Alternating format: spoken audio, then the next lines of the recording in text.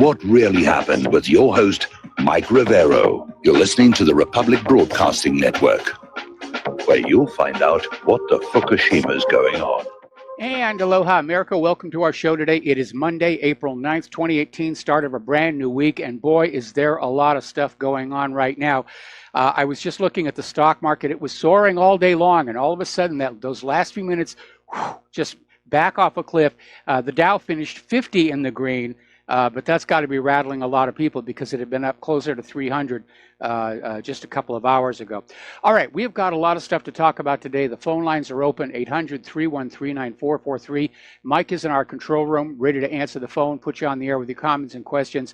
We have a lot of stuff to get through today, so if you have something important to share, feel free to call on in, but don't just call on in to hear yourself on the radio because otherwise I'll just turn the phone lines off here. Obviously, over the weekend, the big news, there was another claimed chemical weapon attack against the innocent civilians of Syria, and the White Helmets came out with this video showing all these darling, cute little children being hosed down by emergency workers, none of whom were wearing any kind of protective gear other than face masks. And once again, how many times can they go to that well? Nobody's buying this. It's clearly another false flag, and the U.S. is just trying to say, ooh, chemical weapons attack, the war is on. Again, they're accusing Russia and Syria and Iran of jointly being behind all of this. There's been no investigation whatsoever other than by the Syrian Red Crescent and the Red Cross, and they can't find any evidence the attack actually happened. But that's not going to deter Donald Trump. He's fully on board with the war script. He's going to make a major decision on Syria by the end of the day and says Assad is going to pay a price. So the war talk is out there, and boy, you have to wonder about just how dumb Assad would be. Trump was only a week ago talking about pulling out of Syria, and here Assad goes and does the one thing that guarantees the U.S. will come back on in. Now, General Keane is out there saying that the U.S. should take out the entire Assad air power infrastructure, and that, of course, risks a direct confrontation with Russia. I don't think anybody wants that. But right now, the Syrian and Russian air forces are on highest possible alert following this development. They understand this is just pure warmongering. The Pentagon is preparing several options for military action in Syria. The only thing we know for a fact that's being done is that the U.S. Donald Cook, which is a guided missile destroyer, is in a position to send its missiles into Syria. The USS Laboon, which is an Arleigh Burke-class destroyer, is also in close proximity, as is the submarine, the USS Georgia. Meanwhile, a British aerial refueling plane seems to be flying up and down over the coast. Now, this looks like a repeat of what happened a year ago, massive cruise missile attack into Syria. And in all probability, they're going to go after Assad. They're going to do a decap strike on Damascus itself and try and get Assad. And all of it, of course, on the basis of a complete lie, like they have done so many times. Now, there's a UN meeting going on right now, and Russia's up there saying this is all completely fabricated, it's completely bogus, and any military action based on invented and fabricated excuses could lead to severe consequences. So Russia is sending a message. They're not buying this. They've been the victim of bogus allegations themselves with that Skripal case. And apparently Russia did send their chemical weapons experts into this location, Duoma, and they're saying they didn't find anything. The only people who claimed to know that this attack took place was the White Helmets, which are funded by the U.S. and Great Britain. They're known to associate with the terrorists, and they have been caught in the past fabricating so-called evidence of so-called gas attacks on civilians. We posted one of them to whatreallyhappened.com where the camera is panning down the faces of all these tragically dead children killed by that evil Bashar al-Assad, and then the camera backs up and one of the kids is peeking out to see if the camera is gone. Now let's remember that in the past there have been these huge embarrassments. There was that time that Mattis admitted there was no evidence Assad used to poison gas on his own people, and there's no reason for him to. He doesn't get anything for it.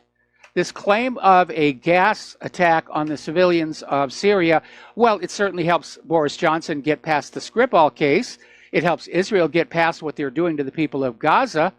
How does it benefit Assad? And the answer is it doesn't. And you have to just keep asking, why would Assad, on the verge of winning the war, use chemical weapons, knowing it would open the door to the invasion the neocon war hawks want? And if Assad were dumb enough to use chemical weapons, why use them on civilians instead of the enemy? The story makes no sense at all. And everybody's basically coming on out and saying pretty much the same thing. Story out of Blacklisted News. What an amazing coincidence. Every time the U.S. threatens to pull out of Syria, Assad uses chemical weapons. It's like he doesn't really want us to go, even though obviously the rhetoric is to the contrary. Story out of Information Clearinghouse, another fake gas attack. And they're saying the same thing. Every time the U.S. starts to pull out from the war in Syria, the Syrian government is responding with a chemical attack that pulls the U.S. back in. Obviously, it's not the Syrian government. False flags don't get any more obvious than this one right now.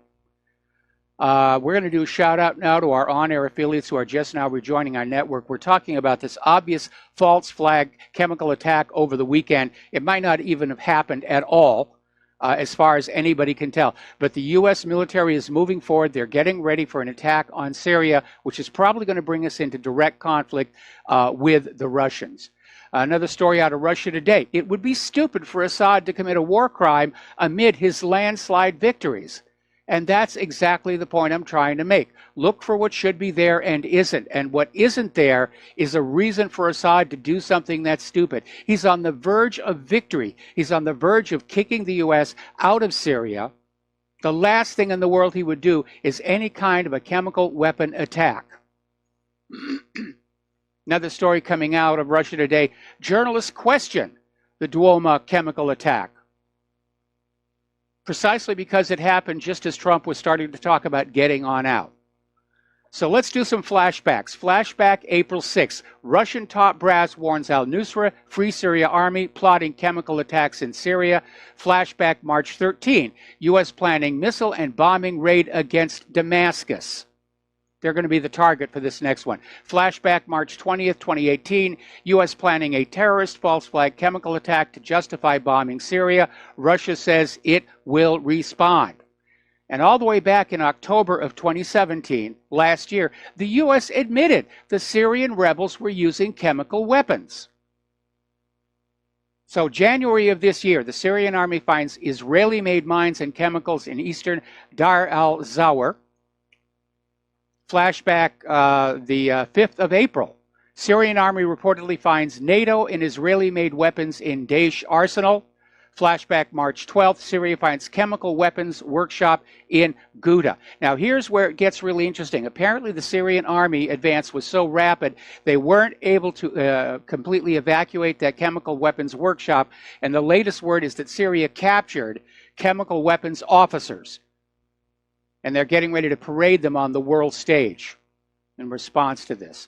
All right, let's take a phone call. Dustin in New Jersey. Aloha, Dustin. Welcome to the show. What's on your mind? What's on my mind, Mike? If I was Putin, I'd be setting my ships and subs to sea. Because, like I said before, they're not letting this go. They're escalating. Yep. And this is bringing us to a world war, Mike. I mean, you heard this before. Worse than the Cuban Missile Crisis. It is. You know? Hey, Mike, you know what's funny? Actually, it's not funny, but why would Assad use gas? We all know he got rid of his weapons, but he's letting these militants leave on the buses. Yes. Why wouldn't they just kill them all? You know, why would he gas his own people while he's letting the militants away on the buses? Yeah, it's bull. I don't want to say on there. Yeah. It's a bunch of crap. It is. It's complete and total nonsense. And Nikki Haley is up there telling the UN, we have got to stop this brutal treatment by the evil Assad. He's killing his own people. And the UN is doing nothing. Well, that's because the United Nations is too smart to fall for this nonsense after all the other times that the U.S. has gone up there and lied. Remember Colin Powell and his little vial of talcum powder?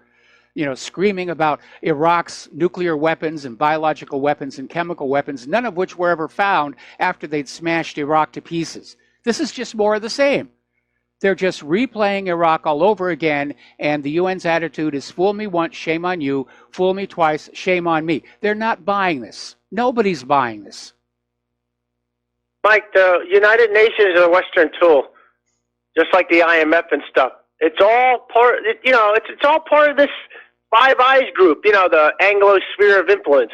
We're headed to war, Mike. I don't want to scare you, but I mean, this is where we're going, because the Russians said if the missiles fire, they're going to target the missiles and the launchers where they came from. Well, the launchers mean from planes, ships, and subs. That's the launchers. That's where they originally came from. So, I mean, attack on Damascus is an attack on the Russians, Mike. That's it. Yeah, it is. There are Russian nationals in Damascus right now. I find it very ironic that they bothered sending the Donald Cook to the shores of Syria, given that it was the Donald Cook that was totally paralyzed by Russia's electronic warfare up in the Black Sea. Yeah, Mike, I don't like it because it's just escalating to the point where they're not, the West, Mike, I just watched the Netherlands and the U.S., they're not letting this go. They're escalating. There's only so much you can keep poking the bear. And when he strikes, Mike, the world's going to feel it. And I just have this crazy feeling. We haven't been here before, Mike. We just haven't been in history like this, Mike. It's scary. That's all I got to say, Mike. Have a good show, Mike. All right, thanks an awful lot. We certainly haven't been here in our lifetimes. Obviously, in the run-up to big mistake number 1 and big mistake number 2, people were feeling the way that we're feeling right now. But this is new in our experience because the vast majority of us were born after World War II was all over. Let's grab another phone call. Dee in Minnesota, aloha. Welcome to the show. What's on your mind? Aloha, Mike, Syria. Well, first of all, I got 2 kids. I think I know when I'm being lied to. I'm sorry, but are these people not smarter than a 5th grader? Even my daughter, who's in 5th grade, knows better than to try and lie twice about the same subject. Well, this isn't so much lying as it is diplomacy. I don't think the U.S. government thinks that the American people are believing this. If you go out on Twitter and social media and the comment boards on all these articles, nobody is buying this at all. But the attitude of the government is, this is our official position and we're going to act on it, and there's nothing that you can do about it because the elections are all rigged anyway. Well, and Russia had said like a month or so ago that the rebels were going to do this, and this goes back to late 2011, 2012. You remember those experiments? Yeah, I remember. With the rabbits, and they bragged about it. So yeah, we know who did this. And I guess last year and 2013, those were pretty scary times. Yes. I don't know if they're just gonna, like they did last year, Russia might not get involved, but because Israel just struck them too this morning. Yes. Yes, we're going to talk so about I don't know. And I mean, if they do something like that, Russia probably won't. But if they do something like try to do a decapitation, they're going to start a goddamn world war. There's no other way to put it. I don't know how else to phrase it, but that's what's going to happen because Russia's already said it's the last thing you're going to do. Yeah, Russia has already promised they will respond if the U.S. attacks Syria.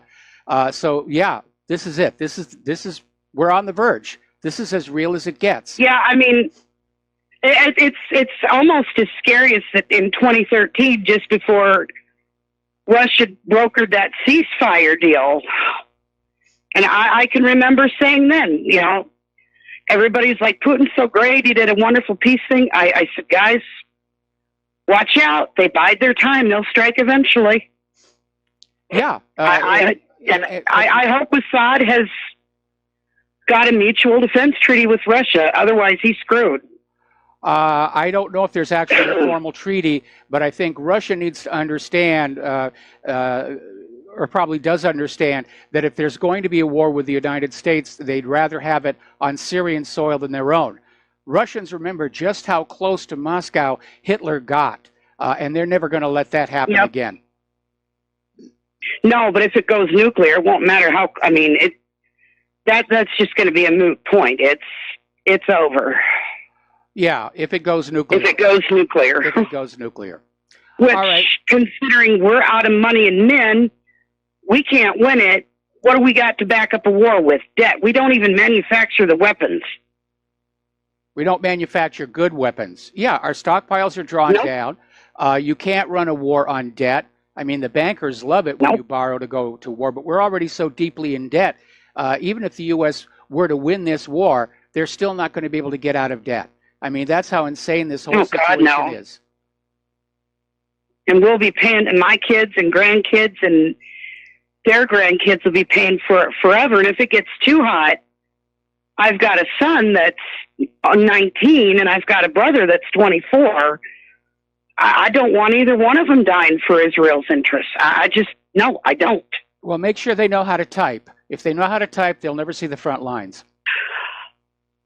Well, I know my son does, and my brother's in the Navy, so... Okay. But that won't matter. If it gets hot and ships start going down, that's a scary prospect.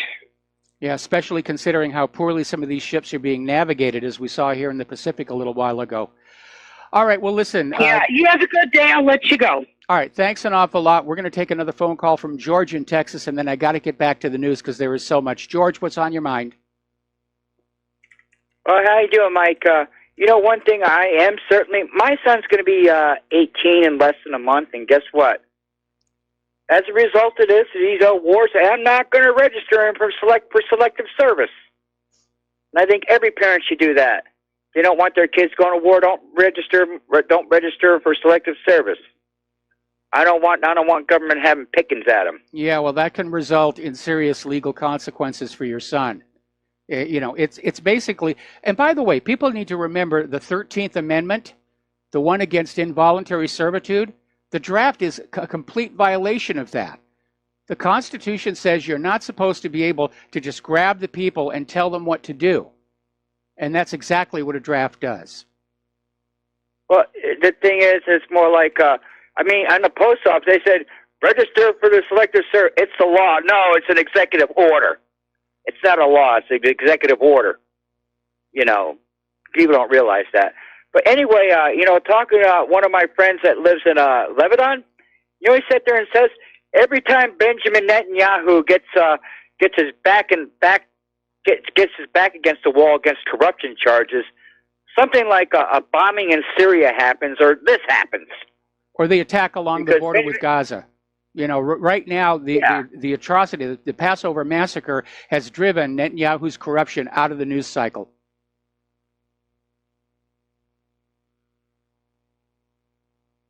And that's a man I think that really needs to be arrested. Well, there's never a good asteroid around when you need one. All right, George, we're going to let you go. We're going to take one more phone call, then we're going to close the lines because I've got a lot of stuff to get through today. So, John in Tennessee, aloha, John. Welcome to the show. What's on your mind? Yeah, very quick. When Trump said he was going to move the troops out of Syria, CNN even sent out a tweet saying if Trump pulls out the troops from Syria, Assad and Putin and Iran win. Okay, so CNN is just like Fox News with the war rhetoric. And then Lindsey Graham and John McCain's comment about this chemical attack, basically the message to Trump was either you do something about this or the Republican Party will be the one impeaching you for national security reasons. So that's it. So Trump he's at a fork in the road. Either you go with the 18,000 indictments against the deep state or you kick off World War III. We're all watching. Well, I understand that. And, it's obvious that Trump is not in control. And that's a very dangerous situation. The bureaucracy is in control, and the bureaucracy are not elected to be in charge of this country. Well, my suspicion is he isn't going to do anything about it. They're backing him in the corner because everybody in Washington, D.C. wants him out. Everybody, both the left and the right, they want him gone. Well, Trump is fully on board. He's out there making speeches and screaming about where, Assad will pay a price. Anyway, John, we're going to let you go. We got to take a break for commercials. Back with more news after these few words. And aloha, America. Welcome back to the show here. And once again, we really do need your help. This is as real as it gets. We are really on the verge of a world war. We're really on the verge of seeing Republic Broadcasting and WhatReallyHappened.com go under. This is not a TV show. It's not the X-Files. This is reality, and we need your help. Now, the postal address where you can send a check, money order, pardon me, or if you prefer anonymity, cash, is Republic Broadcasting Network, 2251 Double Creek Drive, number 302, Round Rock, Texas, 78664. The phone number where you can become a recurring subscriber is 800-724-2719, extension 03. And of course, over at whatreallyhappened.com, we have our big, flashing donate button over there on the right-hand side. Now, the Jerusalem Post is reporting that Israeli officials are urging a U.S. strike in Syria. Just like they urged the U.S. attack on Iraq. They're out there in their little cheerleading outfits and going, go bomb, go bomb, go bomb. And basically, Israel is telling their own people that Assad is going to launch chemical weapons attacks against Israel if America doesn't act immediately. So it's just pure fear-mongering, war-mongering. But it's rather interesting. I got a rather interesting email from somebody who's been going through all the different social media, including Trump's diehard supporters. And everyone is saying, this is an obvious false flag to start a war. In fact, somebody is saying Duma is Arabic for Reichstag fire. Now, when the report first came out about the chemical weapon attack, the news was out there, oh, it's women, it's children, feel sorry for them. It's a shock value. They're pushing it as hard as they can, and saying that those who survived the attack were being treated at hospitals around the area. Well, apparently those hospitals have issued a statement saying they have not seen any patients with any symptoms of chemical poisoning. They're just not there. Anyways, I mentioned before, apparently the Syrian government got coalition chemical weapons officers when they took that chemical weapon factory near Ghouta. They got there so fast the staff couldn't evacuate. And apparently they're getting information for them as to what is going on. Now, as you know, Israel likes to throw their weight around, and over in Israel, Defense Minister Avigdor Lieberman is saying that U.S. President Donald Trump did not ask for Israel's view before announcing his planned withdrawal of American troops from Syria, which is another reminder who's really in charge of U.S. foreign policy. And it's easy for them. It's not their money. It's not their children. Very worrying story out of Russia Insider. Mattis won't rule out starting World War III over this nonsense Syria chemical attack. And they're basically talking about airstrikes, supposedly over this non-existent chemical weapon attack. If there was an attack, it wasn't by Assad. It simply does not make sense. Everybody benefits except Assad. Britain moves past the Skripal scandal. Israel gets to dodge condemnation for their killing of Palestinians along the border. Trump gets his war to distract from the economy. The only person that doesn't get anything from this is Bashar al-Assad. It's ramping up the war again at the point where he was almost victorious. Basically, to believe that Assad did this, you have to believe that he wanted to snatch defeat out of the jaws of victory. And that makes no sense whatsoever. Now, there's been an airstrike on the T4 airbase near Homs. Originally, people were saying it might be the United States responding to the chemical weapons attack. It turns out it was Israel. Israel launched their F-15s over Lebanese airspace without the permission of Lebanon, I might add, and fired missiles at this T4 airbase. And the Israeli government is still refusing to really discuss it. Their attitude is, maybe we did and maybe we didn't. We don't need to tell you. But apparently Iranians at that base have been killed in the airstrike, and that is going to ramp up the tensions even further. Now, when first asked about the airstrikes, the Pentagon denied any knowledge of it, but it turns out that too was a lie. Over at Blacklisted News, it's come on out that Israel did inform the U.S. government about plans to attack the Syrian airbase. So, yeah, the war is on, the new invasion, yet another invasion of Syria, all on the basis of a complete lie. And it is such an obvious and heavy-handed lie. At this point, it's almost like the U.S. government doesn't really care what you think about them. After all, the elections are rigged. It's not like they have any reason to be afraid of you. So their attitude is, this is our official position, Assad did it, and we are going to conduct our policy accordingly, and everybody knows it. We're going to take another break for commercials, and we will be right back. Aloha, America. Welcome back to the show here. We're talking about this very obvious false flag in Syria, and the U.S. is just moving forward on it. There's absolutely no proof it actually happened. The only report is from the White Helmets, a group that is known to have lied about these things before. They're funded by the United States and Great Britain. They're allied with the U.S.-supported terrorist groups. There's no provenance at all. And again, as I mentioned earlier in the show, Russia has sent their chemical weapons experts to the area. They can find no trace of any chemical weapons have been used. The original news report said survivors of the attack had gone to the local hospitals. The hospitals are saying, no, nobody with any chemical weapon symptoms has shown up. It's a complete lie, just like other lies that have been used to trick this nation into war.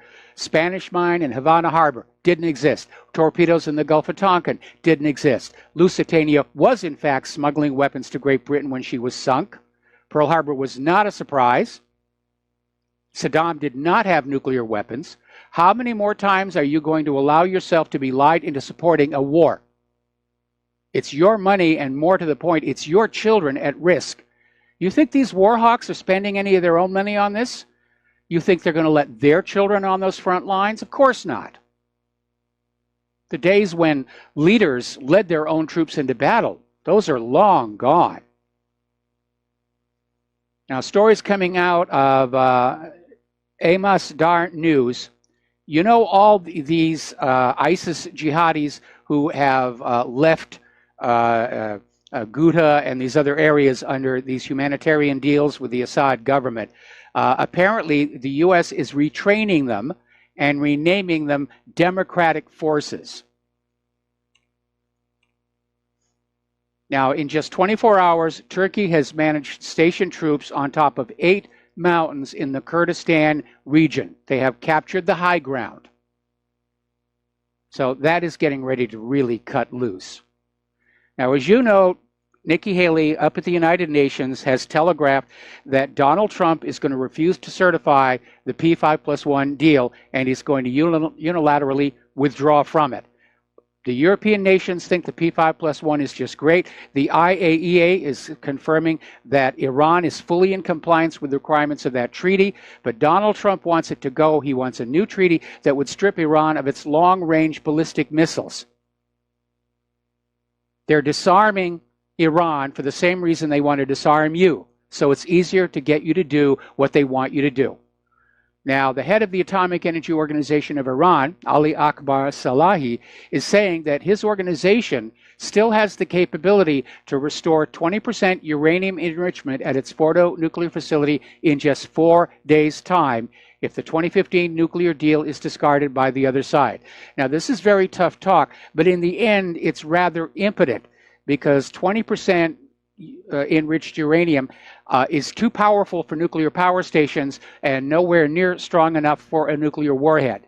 But I think he's implying that if they were to run that same uranium through Fordo a few more times, they could get it to the point of producing a weapons-grade uranium. And I imagine that, Iran is going to be working on that just as hard as they can. I'm expecting that as soon as Trump pulls out of the P5+1, we may see Israel bomb the facility at Fordo, the way Israel bombed Iraq's civilian nuclear power plant at Osirak, claiming there was a bomb factory in the basement, which turned out to be another lie. All right, let's take a phone call. Steve Elkins, aloha. Welcome to the show. What's on your mind? Well, I tell you what, I woke up pretty upset this morning watching all this thing unfold, and I agree with you. It is a false flag. It makes no sense why Bashar al-Assad would do such a thing. So we know it's a lie.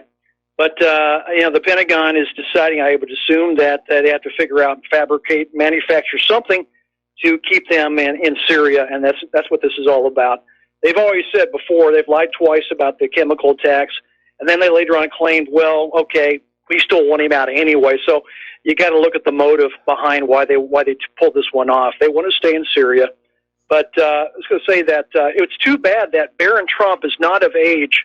I'd like to see him around 18 to 20 years old, because Donald Trump would not be pushing these buttons, pushing for a war, a conflict with these countries, or he'd have a hard time defending why he would not send his own son, kind of like the Dick Cheney deferments, why they decided not to go to Vietnam. This is a false flag. We need to push very hard back. Matter of fact, I talked to John Stadler this morning, and Ron McDonald and I are going to hit this really hard tonight on his show. This is they're pulling that old thing again, what they did before. It worked before, the lies and the deceit, and we know for a fact that this was a false flag because the United States has played judge, jury, and executioner. They have offered no proof, absolutely no proof, to back up their claims that Assad did this. Now, the easiest thing would be to do is provide some proof and show it. They jumped right over that and said, forget the proof. We don't need to show proof. This is how you know you're being lied to, when they don't show you any proof whatsoever. They're not even claiming faulty intelligence. They've already forgot that. Forget the intelligence. We're just going to say it, and if we say it, it must be true. It's proof. The new proof is an accusation or an allegation. They're new proof. That's their new proof. And not only that, they're attacking anybody who says, let's see the evidence. And apparently over in Great Britain, a Tory minister has gone on the attack against Jeremy Corbyn for saying we need to have some evidence before we move forward. And you're in dangerous territory where the official U.S. government or the official government response to a demand for evidence is you just sit down and shut up. If there's some kind of military conflict and the Pentagon's handing some down to Donald Trump to carry out some actions, I'm sure they're military, Putin is going to respond. I think China will side with Russia, and I think North Korea will all side with each other. You'll have three countries that will be beating at the evil empire of the United States. This could get really ugly. We could be this is a no-win situation. I agree. We are making so many enemies out there. Well, we're going to have Iran is going to be part of it. Which means Russia and China can forward base their assets much closer to the area of operation. It's just utterly insane. Unless that those missing trillions in the Pentagon went for something so black we couldn't see it, we can't win a conventional war against the combined forces of Iran, Russia, and China. We just can't. And Agreed. That's what guarantees there'll be a nuclear exchange. Agreed. One last question for Mike. I know I'm going to condemn this on my show, and I know John's going to hit it hard tonight. He's very angry about this, so definitely tune into his show tonight. It should be very, very interesting. But, Mike, if they pull this thing off again like they did last time, the WMDs and their faulty intelligence, this time, like I said, they're not even using intelligence. They're just jumping the boat and saying, they did it, he did it, let's go after him. Mike, what's our next move as citizens of the United States? What is our next move? I've done the protests. I've done the rallies. I've marched to the Capitol. I've done all these things against George W. Bush, against that illegal war. What would we need to do, Mike? What do we need to do? Well, I think the most important thing that we do right now is that we continue talking with everybody, it's not going to be difficult. I have not really encountered anybody other than the hardcore Hillary trolls who think that this happened. And right now, we need to send a message to the rest of the world that we, the people of the United States of America, are not buying any of this nonsense, and that we do not support our government, we do not support their wars. Unfortunately, with our completely crooked election system, we can't vote these people out. Again, I draw the line at encouraging any kind of a violent response. I don't think the American people are ready for any kind of an uprising or revolution against this government. So we're really in a very, very bad place here, but we just have to stop cooperating with this government. And just say, it's not my government anymore. It's illegal. It's illegitimate. They're guilty of war crimes. They've made a huge, huge mess of our country, and they're going to try and basically blow everything up because they can't think of anything else to do. Yeah, I agree. You're doing a great job, Mike. Keep standing out there. We appreciate you. I do. All right. Well, thanks an awful lot, and I appreciate you and your show as well, and certainly that of John Stadmiller. Okay, we're going to let you go, take another call from Francis in North Carolina, and then get back to the news. Francis, what's on your mind? Hello, aloha to you both. 2 quick points for you in light of what I've been hearing so far, and I appreciate your indulgence. One, as far as greed is concerned, it basically uses so-called diplomacy as a crutch. No matter how they want to use it, it will be done. As far as this whole fiasco goes with the false flag deal goes. Secondly, the second point is, as far as our young folks are concerned, going in the military, supposedly for patriotic reasons and so forth, my thoughts for the adults of these young people are, don't let them go. Don't send them. Let them do something else, but don't do it. Don't send them off.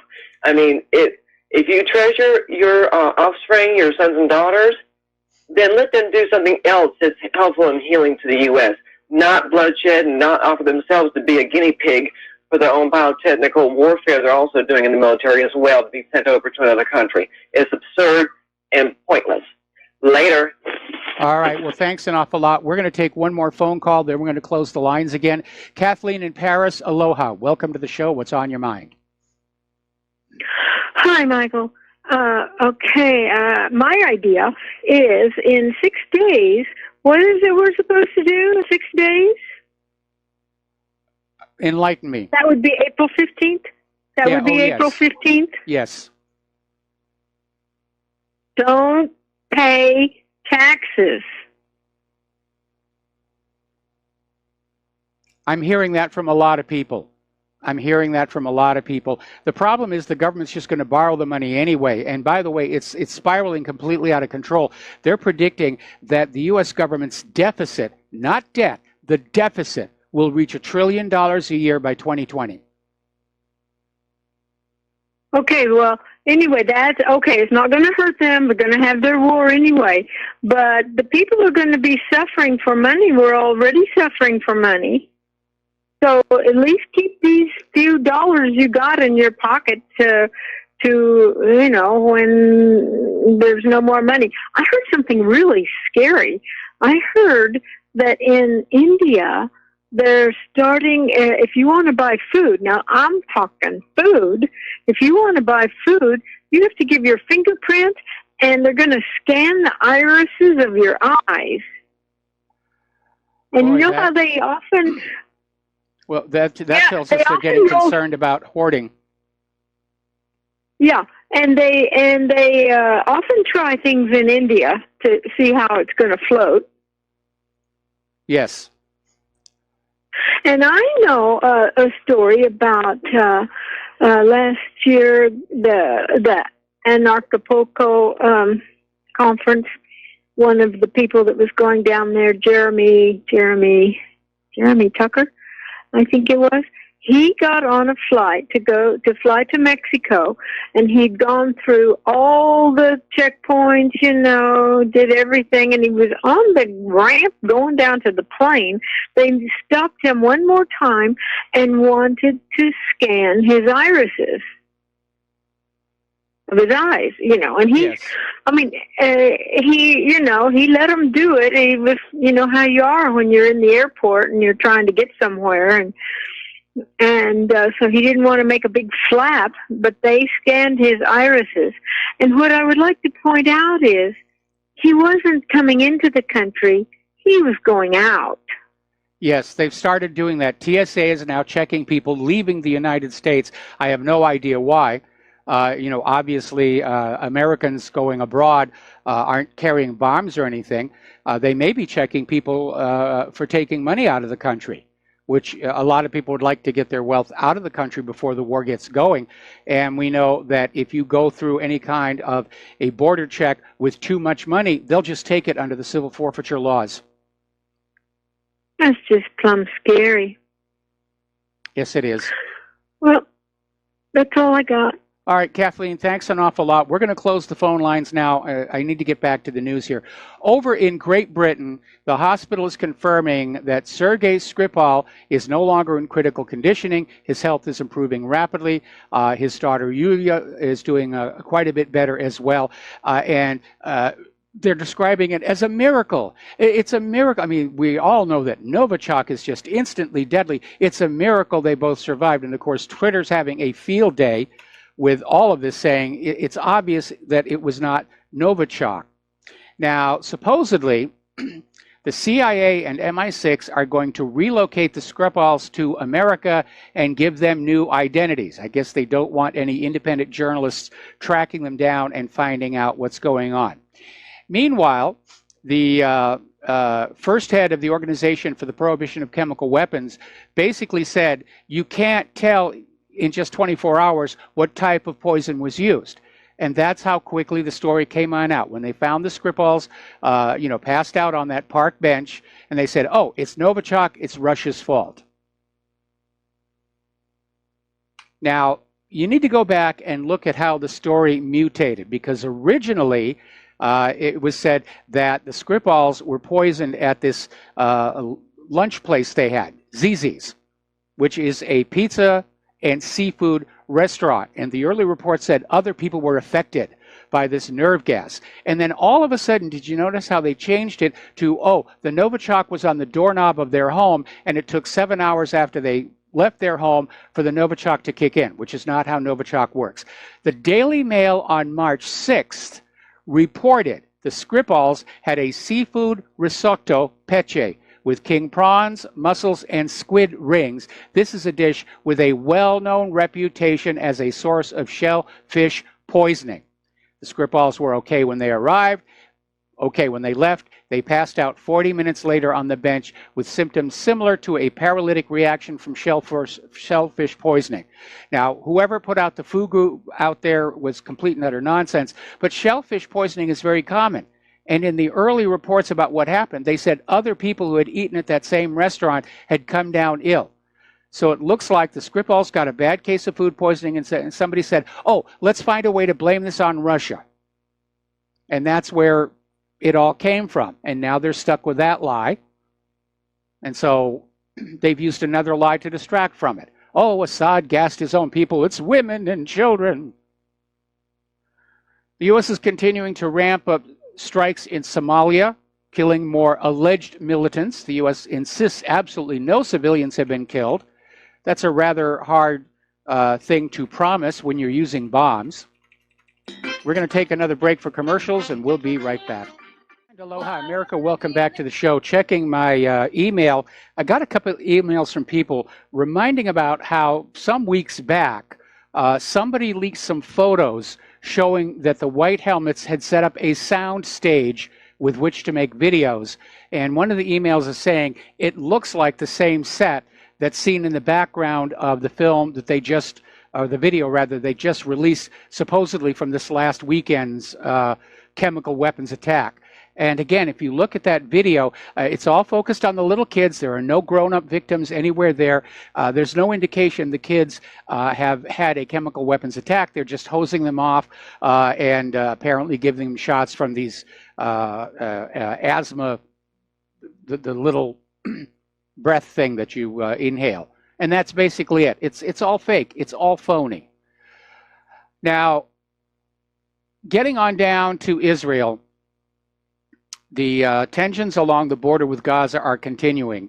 There's a story out of Electronic Intifada calling on the world conscience and basically saying that we shouldn't allow events in other parts of the world, especially lies, distract us away from what Israel is doing to the Palestinians during this March for Land. And Human Rights Watch has been down there and said they have found no evidence of any credible threat to Israeli soldiers who are operating under this shoot-to-kill policy. And there was a video we put up at whatreallyhappened.com where the Israeli snipers are laughing after they shoot people. They think it's great sport. And not just the soldiers. Story out of Global Research in California. Israelis are going on down to that Gaza border to watch and cheer as the military uses live fire against the Palestinians. And they're just, they're just sitting there and watching what's going on here. And it just undermines the claim that what Israel is doing to the Palestinians is because the Israelis live in fear of the Palestinians trapped in the Gaza gulag or the Gaza ghetto, whichever one you want to call it. But that's exactly what it is. The Israelis think that's great sport. Now, in this last little go-around at the Gaza border, the Israeli snipers were shooting at Palestinian journalists. They wounded several, and they killed one of them. And these journalists were wearing body armor with press in very large letters on the front and back. And it's considered poor form to shoot at the journalists. The Israeli defense minister came on out and said, well, for all we know, it's a Palestinian terrorist disguised as a journalist, and we're not going to take any chances. So they're just shooting anybody they don't like, is what it comes on. Now, Israel hawks are basically saying, go ahead and attack Syria. Forget about Gaza. You know, the big news today is Syria. So even Israel is trying to use this latest false flag in Syria to distract from what they're doing to the people of Palestine. All right, there's the music. We're going to take a break for station identification. Back with hour number 2 after these few words. Aloha, America. Welcome back to our show, hour number 2. And we've been talking about events in Israel, which we should not allow this false flag in Syria and the obvious impending war in that country to distract from evils elsewhere. And apparently a video has been leaked showing Israeli interrogators attempting to coerce confessions from Ahed Tamimi. Now, Ahed Tamimi, for those of you who don't remember, was a young lady who slapped an Israeli soldier who had just shot a member of her family. Didn't punch, didn't hit, didn't kick, just slapped. And they've arrested her, they've thrown her in jail. They're trying to justify the actions of the Israeli government in response to a slap. And apparently, according to this video, they're trying to coerce her into confessing to worse crimes so they can justify keeping her in prison. All right, we're going to go ahead and take another phone call. Peter in Los Angeles, aloha. Welcome to the show. What's on your mind? Mike, we can just thank God that we've got the cool head of crisis management of John Bolton right now. You know, that we can just thank God that Sheldon Adelson put him there, you know, that, but at any rate, yeah, look, Mike, I'm calling about the border and the Gaza thing. And I wanted to point out one more time that any of the atrocities the Nazis were accused of committing, and there were atrocities, but maybe not the way that we've been told, but maybe even if they were, they occurred in Poland and, you know, out of sight of the German population to a Nazi government that was never really elected. But here we have this Gaza thing where they're killing thousands, they're shooting thousands. Literally, it's approaching 2,000 people have been maimed or crippled or whatever from this. The press in the United States barely talks about it. But if we're sitting around a table in Israel, in Haifa, Israel, let's say, and there's great-grandma and great-grandpa, and then there's grandma and grandpa, and then there's mom and dad, and then there's a 20-year-old and his sister. Great-grandma and grandpa were out there probably ethnic cleansing and raping and killing Palestinians back in 48, and then grandpa was probably doing it in 67, and then and grandma too, because it's a mass conscript army, and all the way down to mom and dad, and now the 20-year-olds out doing it too. It's a mass participation, like a war crime sport for these guys. They've all harassed people at checkpoints. They've all raped or shot or beaten people or humiliated them. The whole country has. Yes. And it's gone on for 70 years. 70 years. Everybody's bought on this. They keep getting elected and reelected, these same policies. So I think you can make a real justification that they're worse than the German people were during World War II. I could see merit in that situation because while there was certainly a segment of the German population who went along with the Nazi agenda and so forth, the majority of German people knew something was wrong, but they stayed silent. It was called the good German philosophy, where I know my government is acting badly, but if I stay quiet and don't speak out, I will be safe. And of course, the end result of that was the German people lost their country. In the case of Israel, we see all these stories about there's almost this tourism industry that's springing up for Israelis to go on down to the border with Gaza and just sit there in their little lounge chairs with their coolers and watch the slaughter. It's really come all in. They're all in on this.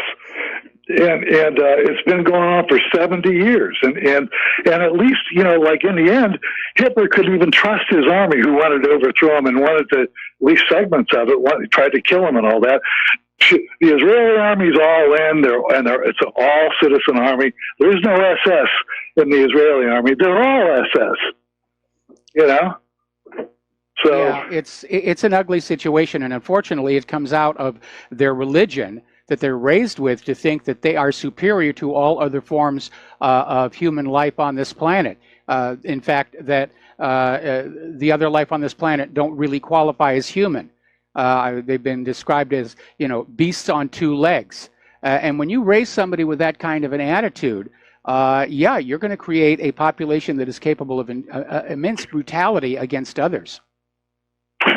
And Mike, when I've got to say again that we would not be in, clearly and absolutely unequivocally, would not be in Syria if the Israeli lobby and the American Jewish press had not gotten us in there. What in the world were we ever doing there except to back up the Israelis? Trump tries to pull out and gets a call from Netanyahu and John Bolton, and we're right back in again. And it's all because of them. We have not been following our own interests for a long, we're following their interests. Yeah, we're under foreign puppet rule, and we should be no more accepting of it than the people of Iraq or the people of Afghanistan or the people of Yemen who tried to fight back. That's exactly what's going on. It's like that comment by Avigdor Lieberman about how Trump didn't check with us before he talked about pulling out of Syria, and just telegraphing who's really in control of our foreign policy. And when he did check with him, he reneged. Netanyahu called him and scolded him over the phone, and John Bolton went in and slapped him on behalf of Sheldon Adelson and the generals also, and we're back in on them again. And here we are coming on World War III because these neocon Israeli firsters have gotten us intervening everywhere in the Middle East to fight Israel's war.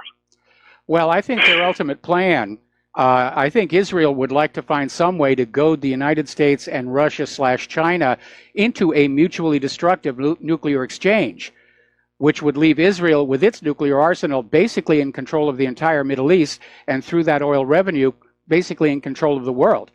And I remember when I first suggested that years ago, I got a lot of emails saying, oh, tinfoil hat conspiracy theory. But that's the way it's actually shaping up. Israel is the silent player in all of this. And if World War III breaks out, Israel's just going to step on back and say, hey, we're not really part of this. And yet they're definitely one of the chief instigators. Well, Mike, that doesn't seem like so far-fetched now at all.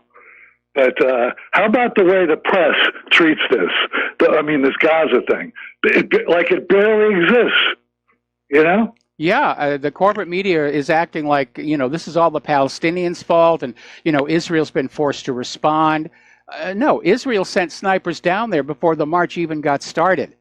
And what they want is for this march for the land to go away and never come back again, because it's another reminder that Israel never complied with the requirements placed on its United Nations membership, which included a Palestinian right of return. Man, oh man, oh man, how we ever let ourselves into this, I swear. We didn't let ourselves into it. Our politicians sold us into it. You know, once the limits on campaign donations came off, the U.S. Capitol became a one-stop shopping center for corruption, and Israel's always being given these special perks. They're not required to register as a foreign agent over at AIPAC. They have the run of the place. They absolutely do, and it's absolutely shameful. It's going to be the death of us. Yes, it will. Really. It will be, quite literally. And then Israel will just find another country to parasitize. Oh, my God. Well, Mike, I hope I'm around and you're around for the call in tomorrow. But thank you for taking my call. All right. Thanks an awful lot here. We're going to do a shout out now to our on-air affiliates who are just now rejoining the network. And one last story here before we go back to the phones. Apparently, the White House is issuing a statement that soccer fans should think twice about traveling to the World Cup in Russia because consular services have been threatened by the diplomatic crisis between Putin and the West. And, of course, the reason they're trying to attack the World Cup in Russia, they're claiming that Putin will exploit the World Cup in the way Hitler milked the Olympic Games in Berlin in 1936. Well, Hitler didn't exactly milk the Olympic Games. You remember Jesse Owens? Absolutely destroyed Hitler's message of the superior Aryan race. All right, back to the phones here. Mark in North Carolina. Aloha, welcome to the show. What's on your mind? Hey, Mike. Eerie times, buddy. But, I'm just thinking what could happen, a scenario if the U.S. and Russia start against each other now. Let's say that, let's say another missile launch, right? Yes. From a ship, from a U.S. ship, and Russia decides they're going to blast that ship out of the water. U.S. responds. And my opinion is the aircraft carriers and the other large ships that the U.S. has in the Mediterranean would have a lifespan of about 5 minutes before they'd be blown out of the water. They're sitting ducks. They're dinosaurs. They're really not, meant for the kind of warfare that would go on. Now, my question to you, if something like this happens, do you think the next step would be the U.S. then would start the nukes, or do you think maybe cooler heads would prevail? And as far as Israel goes, they start anything, all it takes is one bomb and they're gone. That's it for the whole country. So I don't know if they're that crazy that they would, if they think that they're going to get away with the U.S. and Russia destroying each other. Well, but anyway, but what do you think? Regarding Israel, they wouldn't have to nuke the entire country. Basically, a tactical nuke on Tel Aviv, and that's going to be it, because all of that political corruption is in Tel Aviv, and that would be the target. As far as a possible scenario for what's going on, I suspect that Trump is going to launch another cruise missile attack, this time at Damascus. They're going to try and kill Bashar al-Assad. I'm sure that Assad is already headed for parts unknown. As to what extent Russia and Syria will come on in to try and thwart that attack, I don't know. But you're absolutely right. Both Syria and Russia have said they will respond by attacking the launch platforms. Now, in terms of aircraft, that's going to be very tricky. But certainly they could target those Aegis ships. They've already demonstrated they can knock them down. Maybe the Donald Cook is being set up to be a sacrificial lamb, knowing that it can't withstand an attack by the Russian electronic warfare aircraft. Maybe they're sending it in there to get sunk so that they can say, remember the Donald Cook, like they did with Remember the Maine. And have How long a do you think those aircraft carriers? I'm sorry? Do you think those aircraft carriers? How long do you think the aircraft carriers we have in there would last? I mean, if they're sitting ducks. It depends on how much of the new weaponry Russia has already forward deployed. But again, those carriers and their screens are hopelessly outdated. The U.S. has been spending trillions of dollars basically preparing to fight World War II all over again, whereas Russia and China have been focused on how World War III will be fought. And we've been hearing it from all these military commanders saying that our current defensive systems are not able to withstand the new generation of hypersonic attack missiles. Meanwhile, I hope young people are getting the message and not joining the military. Let them try to institute a draft and see how far they're going to get with that, because I believe this would be the revolution. This would be the start of a revolution in this country. That would wake everybody up. It was when they instituted the draft that public opposition to Vietnam really took off. Well, actually, they had a draft before. They had a draft since World War II. I think there was a draft right up through Vietnam. But what happened is, at first, during the Vietnam War, they thought we're really defending against communism. We got to fight them here before we got to fight them over there. And then people started finding out what garbage this was. It was nonsense. And that's when the opposition started. And but now people are a lot smarter. People are, you got the internet, you got all kinds of alternate news, real news, not the garbage. I was driving all weekend this week because I had to go up to upstate New York for our grandson's first for his baptism, right? Yep. And on my way, so I was listening to a lot of these news stations driving between music and news, and I had the fake news network on Sirius XM, the Fox News, and they say like it's a fait accompli that he bombed, he gassed his own people just like he did before. These people are sick. They're evil. I think they're evil, not just sick. They're vile. They actually want war, and they keep on going with the stuff about Putin being evil. They're the ones. They want to see evil. All they got to do is look in the mirror. All these people got to do. Because they're going to get this. Most of these radio talk shows, by the way, what I'd call a mainstream radio talk, they're garbage. They're nothing but neocon garbage that that spews lies and warmongering, like Rush Limbaugh, Hannity, Mike Gallagher, and what's this guy Lynn Woolley? I remember from Texas.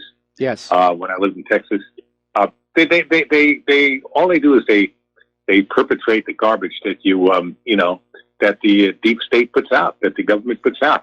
They say, well, they're not. Oh, by the way, so is Breitbart. Breitbart is garbage. Breitbart is the biggest fakes going. Glenn Beck, another fake. I mean, these people are bad news. I don't know why people think Breitbart is alternate news. I mean, you talk about Zionists. They're about as Zionist as they come. I mean, you can't be more, especially since they got rid of Banning. Yes. And also, this guy Kareem, what was his name? Hakeem Hassam. Yes. A British guy. They seemingly got rid of him, and he was giving. The last time he had a show, he talked about what happened to Ukraine, the truth about what happened to Ukraine, the overthrow of legitimate government and all that. And I don't listen to it much. Every once in a while I'll turn it on, but I've heard from people who do listen to it religiously that they say he has not been on since. And I've looked at their website and I don't see him on there either. So obviously he rubbed, I think it's the Mercers who are funding Breitbart. Yep. Evidently he rubbed them the wrong way. And, this is the kind, but yet they have the gall to say they're alternate news. You're alternate news, Mike. InfoWars credit today, they came right out and said it. This is a false flag. Both David Knight and Owen Schroyer, who's a substituting for Jones this week, they came out and said this is a false flag.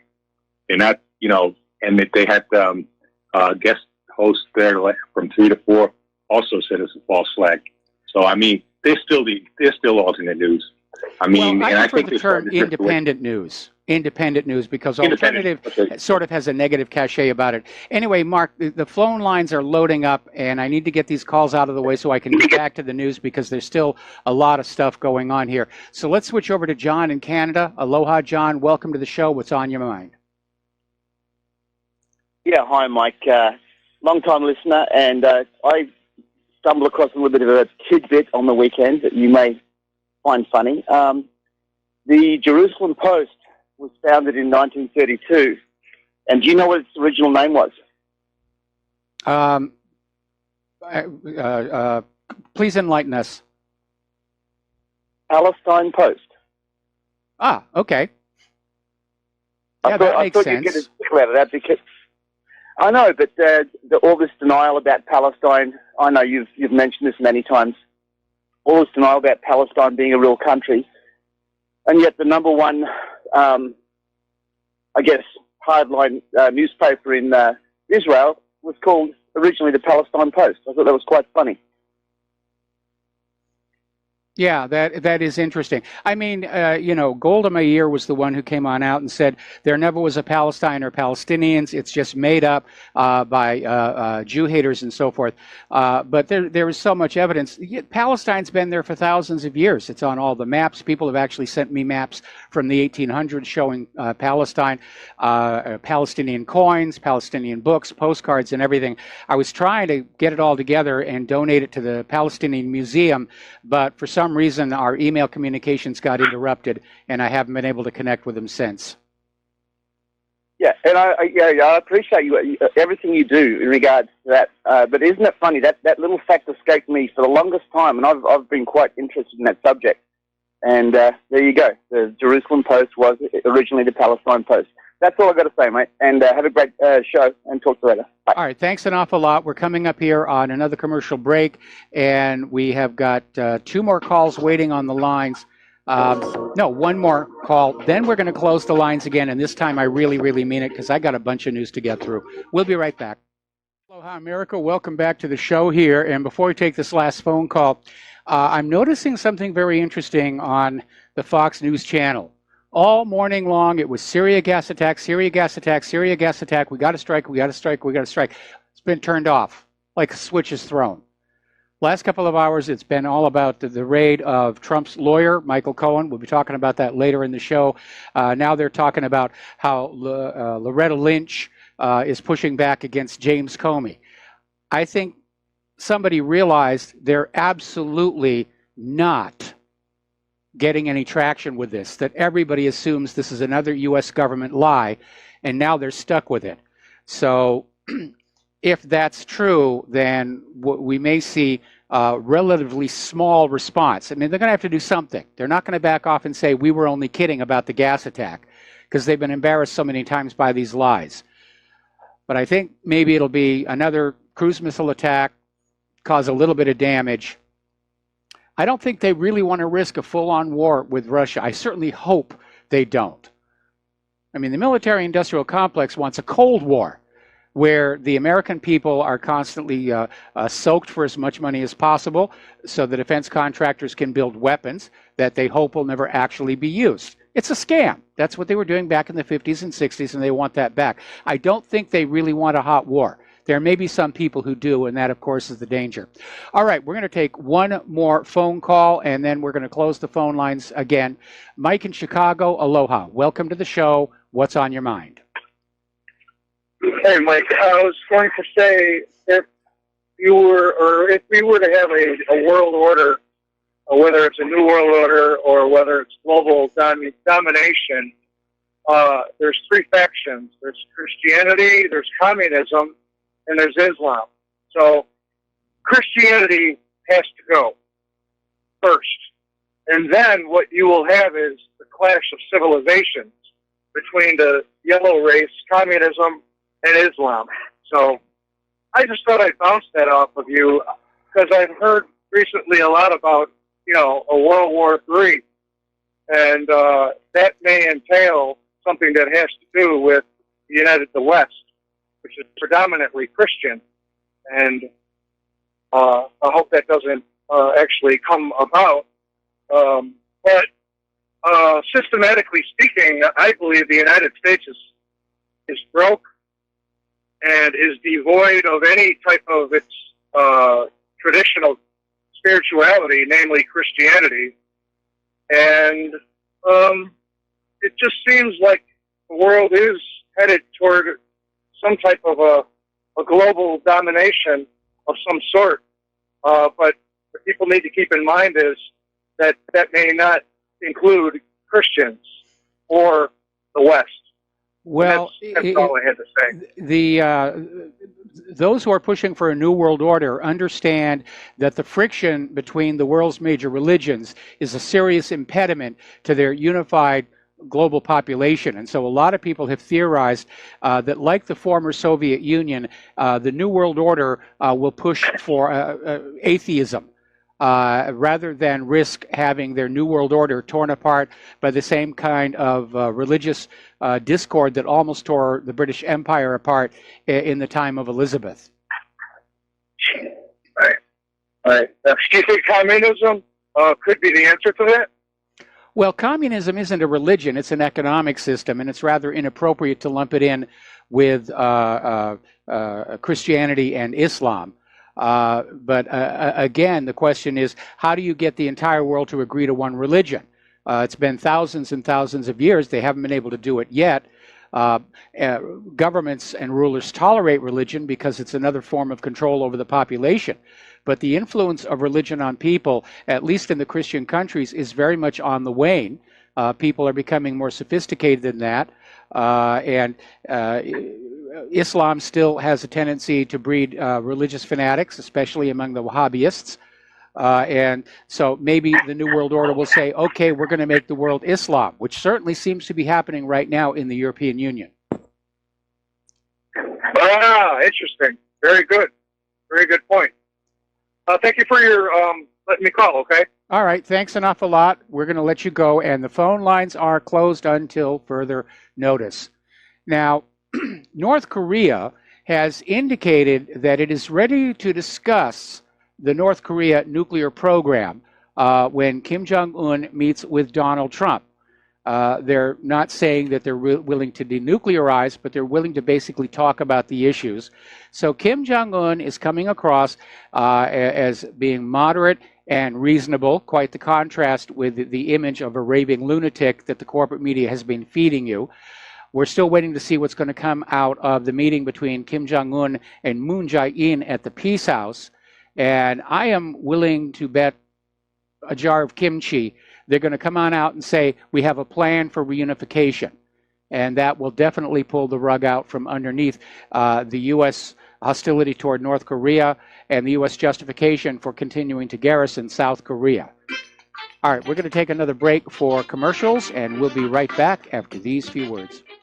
Aloha, America. Welcome back to our show here. And it does look like something major is about to happen in Syria that runs the risk of a direct military confrontation, not only with the government of Syria, but with Russia and with Iran.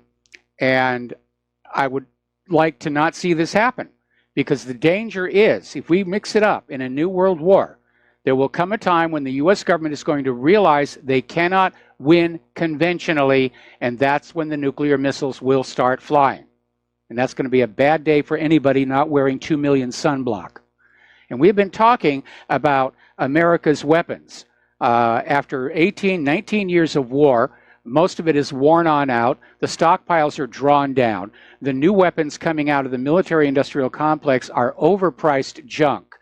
And to illustrate this point, there's an article that came out of Russia today, basically quoting Military Times, which is a U.S.-based website dealing with the military, basically saying that U.S. military aircraft mishaps are up nearly 40% over the last 5 years.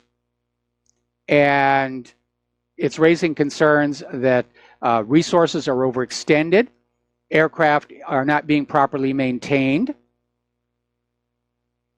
and basically the vast majority of these accidents, approximately 4,000, involve the U.S. military's fleet of manned warplanes. It's bombers, fighter aircraft, cargo aircraft, refuelers, helicopters, and tilt rotors. We know the Osprey's got a really, really bad track record.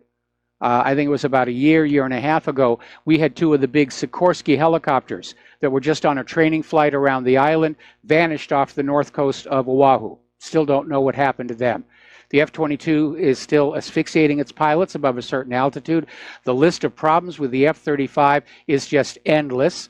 You have the Independence-class littoral combat ships, severe corrosion issues. The Freedom-class littoral combat ships, drivetrain problems. They've already decided to scrap those 2 platforms and go back to the drawing board because they couldn't get the modular arming system to work properly. I remember we were watching this puff piece on what wonderful ships they were, and the show was documenting the sea trials for one of these ships. And the last day of the sea trials, they had to run the test tied up to the dock because of the drivetrain issues. The Zumwalt stealth destroyer is not all that stealthy. It, too, has drivetrain problems. And now they've got the Gerald R. Ford, $13 billion supercarrier, and it's got all these new high-tech whiz-bang systems that don't seem to want to work correctly. Apparently, during sea trials following her commissioning, the catapult system kept breaking down, cannot sustain flight operations for the duration of expected air battles. Just keeps breaking on down. There's supposed to be this wonderful synchronized radar system that can see everything in all directions. They can't get that to line up. All kinds of issues. We're not really ready to fight a war, not with these weapons. They look impressive, but as that caller said before, the day of the aircraft carrier is pretty much over. This war is all about smart weapons. It's all about Russia's new wonder weapons, the underwater drone that can just navigate wherever it wants to go. These hypersonic missiles that fly at Mach 10, Mach 15. Our existing defenses cannot get through, cannot deal with them. They're going to get through. I remember back in the 90s, there was this big sting where the Joint Chiefs called in one of the top Navy admirals that was an expert on the aircraft carriers and said, if war with Russia breaks out, what is the life expectancy of our aircraft carriers? And the admiral said, 1 week. 2 weeks if you keep them in port. We're not ready for this. We're going to lose this one. And on the path to loss, it's going to go nuclear. And we should all be very, very concerned about that. Somebody wrote in on email saying they've already called their members of Congress and suggest that everybody else do the same. We've got to scream at these people. Don't do this. Just remember, it doesn't matter where your bunkers are. The Russians know where those bunkers are, and they have nuclear weapons that can penetrate them. Our members of Congress are not going to be safe if things really go nuclear. All right, turning to the domestic politics, and I know I inverted the normal order, but this thing with the obvious false flag in Syria had to be the top story. The House is now considering impeaching Deputy Attorney General Rod Rosenstein for delaying and not providing documents requested by the oversight committees. Apparently, Mark Meadows of the House Republican Freedom Caucus was on Judge Jeanine's show last night on Fox, basically saying it's time to start impeaching these officials for obstructing the oversight function of Congress. And he's absolutely right. The Department of Justice is subordinate to the Congress. Congress operates on the same level of authority as the President and as the Supreme Court. That's the way it was set up. Now, the big story that's come on out now is apparently the FBI has raided the office of Trump's longtime lawyer, Michael Cohen. And apparently they're digging out the dirt on this Stormy Daniels affair. And apparently they're doing it because of a referral by the Office of the Special Counsel, Robert Mueller. Now, Robert Mueller was tasked with finding out if there was collusion between Trump and Russia, even though collusion is technically not a crime under U.S. law. He didn't find anything. So now he's out there in the gutter. He's digging in the dirt. He's trying to find something he could use to tarnish Trump with this porn actress. And it's irrelevant, okay? It is irrelevant to the issue of whether the president is doing a good job or not if he had a hot date with a porn star somewhere in his past. Now, Robert Mueller charged Paul Manafort, President Trump's former campaign manager, for working with the former Ukrainian President Viktor Yanukovych in 2013. Photographs have surfaced showing that Robert Mueller himself was working with Yanukovych in 2013, 6 months before John Brennan, John McCain, Victoria Nuland, and their EU partners led that bloody neo-Nazi coup to overthrow the Yanukovych government and put in Poroshenko. Because Yanukovych did not want to merge with the European Union, he wanted to pivot toward Russia. Now, Sarah Palin, just when you think she's gone, she's back. She's out there indicating she may run for high office again in an interview with radio host Mark Levin. And she said the reason she didn't do very well about the vice president under John McCain was that she was hamstrung by her political consultants. I seem to recall it somewhat differently, but it looks like Sarah Palin wants to throw her hat back in the ring. All right, let's get into the economic news. The U.S. has hit Russia with new sanctions. The Interior Minister is among 38 officials, tycoons, and companies listed. It's just another prod, and it's justified because of Russia's attempt to subvert Western democracies. Well, I'm sorry, but it's the U.S. that's subverting these other countries. Iran in 53, Chile in 73, and on and on and on.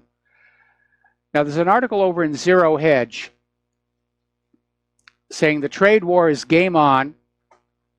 There's no walking away until something serious happens. And they make a valid point we should all be thinking about. If China is discouraged from buying U.S. products because of this trade war, I'm sorry, I've got it the other way around. If China cannot sell us products because of the tariffs and the trade war, then how are they going to continue to buy U.S. debt? This trade war is literally cutting the U.S. economy's own throat, because right now the U.S. is dependent on China continuing to buy treasury bonds. And China could stop anytime they want.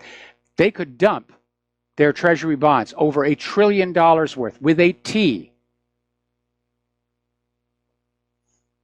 Now, the Chinese press is basically saying it's time for Chinese investors to start dumping U.S. stocks. So this thing is getting more and more tense. Now, I mentioned this a little earlier in the program. Apparently, the Congressional Budget Office has come on out calculating that the U.S. budget deficit will surpass $1 trillion by 2020, 2 years earlier than previously estimated. Now, we're talking about the deficit, not the debt. The deficit is the yearly amount by which the government spends more than it takes on in. So according to the Congressional Budget Office, by 2020, the U.S. government will spend $1 trillion more per year than it's taking in taxes and other revenues. Where are they going to get that other trillion? Oh, they'll just borrow it. And they'll stick your children and grandchildren with those interest payments. Now, Republican Congressman from West Virginia, Alex Mooney, is proposing a bill to redefine the U.S. dollar as a fixed weight of gold. The problem is the U.S. government may not have enough gold to do that. We don't know what's actually in Fort Knox. It's never had a full audit. Back following the Nixon shock, when there were suspicions that maybe Fort Knox didn't have all the gold we were told it did, they had a press conference. They took some reporters into Fort Knox. They opened up the door of one vault and showed a stack of bricks right behind the door. Nobody was allowed to touch them. Nobody was allowed to test them. Nobody was allowed to peek behind to see if there were more gold bars or an empty room. And don't forget, when Germany discovered these gold bars with tungsten cores, some of them carried the hallmarks of Fort Knox. Story coming on out of Investment Watch blog. Silver is finally starting to catch up with gold. There are suspicions that just as the moneyed interests are trying to keep gold prices down, they've been doing it with silver, but it's starting to break loose here. Okay, Nine West has filed for Chapter 11 bankruptcy protection. More and more retailers are continuing to fall by the wayside. Now, out in California, which is just, I remember California. My family moved there on my 12th birthday, and I lived a significant part of my life there until I left California with my lovely wife, Claire, to move to Washington State, because we were getting death threats over that whole foster thing. But apparently, thousands of people have mistakenly been enrolled in California's Medicaid expansion. And apparently, they signed up an estimated 450,000 people who may not have been eligible for coverage, according to a report by the U.S. Health and Human Services Chief Watchdog. So in this report, the HHS Inspector General estimated California spent $738.2 million on 366,000 expansion beneficiaries who were ineligible. They're not managing the money. They're misspending it. They're wasting it. When they start running out, what do? Oh, we're going to raise taxes. We have to raise taxes. We're out of money. I think giving government more tax money is like handing a bottle of whiskey and the keys to the family car to a bunch of teenage boys. They're just going to go on out and have a lot of fun. Now, as you know, the new big thing is biometric tracking. And apparently down in Mexico, banks are starting to use biometrics to identify their customers. And to nobody's surprise, cyber criminals have been able to break into the banks and get the biometric data, which they can then use to fool the biometric sensors. And apparently cyber theft has just exploded in Mexico. I think we need to go back to cash and carry. Cash in your pocket cannot be hacked here. Now, apparently, top Democrat and business allies invited reporters to a Capitol Hill event to watch illegal immigrants demand amnesty and smear Republicans as racist for denying them amnesty and for denying them U.S. taxpayer-funded benefits. In other words, if you don't give us free stuff, you're racist. Illegal isn't a race.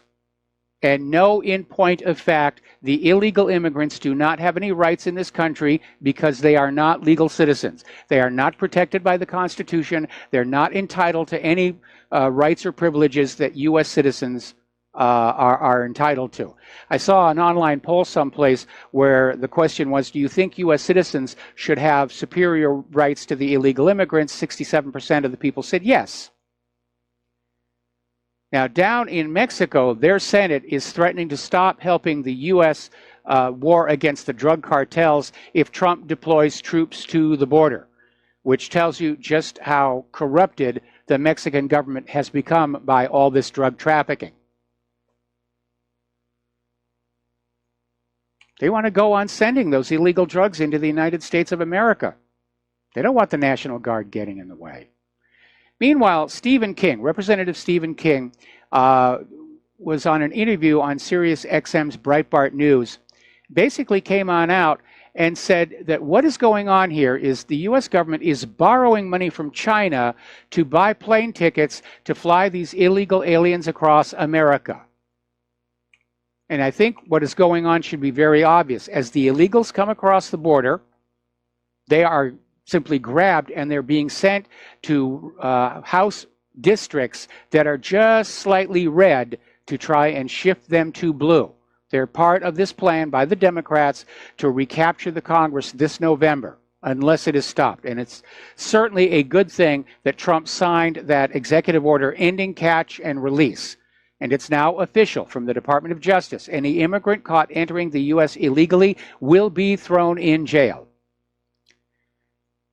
Now, one of the common arguments that we get from the liberals is, you know, what would happen if all the illegal aliens vacated America? Oh, we need to remember those illegals, they pay rent, they're buying groceries, they buy clothes. What happens to your economy if these 20 million people go away? And by the way, that's a new estimate for how many illegals are inside this country. Well, you have to ask, where are they getting the money? Well, if they're getting it from welfare, then it's a push. So let's look. What would happen if the illegals all left the United States of America? In California, if 3.5 million illegal aliens moved back to Mexico, it would leave an extra $10.2 billion to spend on overloaded school systems, bankrupt hospitals, and overrun prisons. It would certainly leave the highways cleaner, safer, and less congested. And everybody would be able to understand each other because the language of the United States is, in fact, English. If all the illegal immigrants went back to Mexico, it means 12,000 gang members would vanish out of the city of Denver alone. Colorado would save more than $20 million in prison costs and the terror that these alien criminals set upon local citizens. We're going to take a break for commercials. We'll be back with more on this topic after these few words. Aloha, America. Welcome back to the show. And one of the pro-immigrant, pro-open borders arguments is that if all the illegals were to leave the country at once, that it would be a disaster because they're a vibrant part of our economy. They buy things, they pay rent, and the numbers actually work out the other way. And we're talking about what would really be the economic impact if all the illegals were to leave the United States at once. The Denver public schools would not suffer a 67% dropout or flunk rate because thousands of illegal alien students speaking 41 different languages would no longer be there. Denver's 4% unemployment rate would vanish as our working poor would gain jobs at a living wage. In Chicago, Illinois, 2.1 million illegals would free up hospitals, schools, prisons, and highways for a safer, cleaner, more crime-free experience. If 20 million illegal aliens returned home, the U.S. economy would return to the rule of law. Employers would hire legal American citizens at a living wage. Everyone would be paying their fair share of taxes because they wouldn't be working off the books. Apparently, there was an ICE raid at a meat packing plant. 97 illegals working there. None of them are paying any taxes whatsoever. No more, let's see, again, no more confusion in schools that are having to contend with all these languages. One of the real issues that we have with the current illegal immigrants is they come on in demanding we learn their language. Now, when Claire and I lived in Southern California, this was already becoming an issue, even among the legal immigrants. They didn't feel that they should come to the United States and have to learn English. And they were really starting to push for everybody to learn Spanish to deal with them, which was arrogant in the extreme. This gets on back to what Teddy Roosevelt said. If you want to come to the United States, you're welcome. Just understand this is the United States of America. We have our laws which must be complied with. We have one language, which is English, and we have one loyalty, and that is to the United States of America. If all the illegal immigrants were to go back to Mexico, that would mean 500,000 illegal criminal alien inmates would no longer have to be supported at a cost of more than $1.6 billion annually. That includes 15,000 MS-13 gang members who distribute $130 billion in drugs annually. In cities like Los Angeles, 20,000 members of the 18th Street Gang would vanish from our nation. No more Mexican forgery gangs for ID theft from Americans. No more foreign rapists or child molesters. The fact of the matter is this open borders agenda is draining our country at a time when we cannot afford it. And the people who are in favor of open borders, who think a one world government is going to be great, they don't see the damage they're causing to the United States or to Europe, or they simply don't care. No sacrifice by other people is too great for our dream of a one world government and a new world order. All right, we're going to take another break for station identification. We'll be back with hour number 3 after these few words. And aloha, America. Welcome back to our show here, hour number 3. Fox News is just now finishing up a segment on how today is International Unicorn Day. And, of course, now it's the top of the hour. They're back to President Trump is meeting with the military leaders. And regardless of how this comes out, whether it's a symbolic strike or a full-on war, the U.S. government has destroyed its credibility with the American people and with the rest of the international community because nobody is buying this, this false flag gas attack. There's just no evidence for it. And especially coming hard on the heels of Britain's embarrassment over the Skripal case, for which there was no evidence, it's becoming very, very obvious that the U.S. government has a credibility problem of immense proportions. So does the corporate media. And they did it to themselves, so I have no sympathy for them whatsoever. But we, the American people, now is the time where we have to be willing to stand up and just scream, you are lying to us, and I'm not listening to you anymore. And it almost seems like the attitude of the government is, well, we don't care if you believe us or not. This is our policy, and this is what we're going to do, and yet you can't do anything about it because the elections are under our control. And that's a very bad place to be in. And I can understand the anger of a lot of people out there. Some of the people calling into the show, a lot of the emails I'm receiving. And we are approaching a breaking point. And I'm very, very concerned about what might happen here.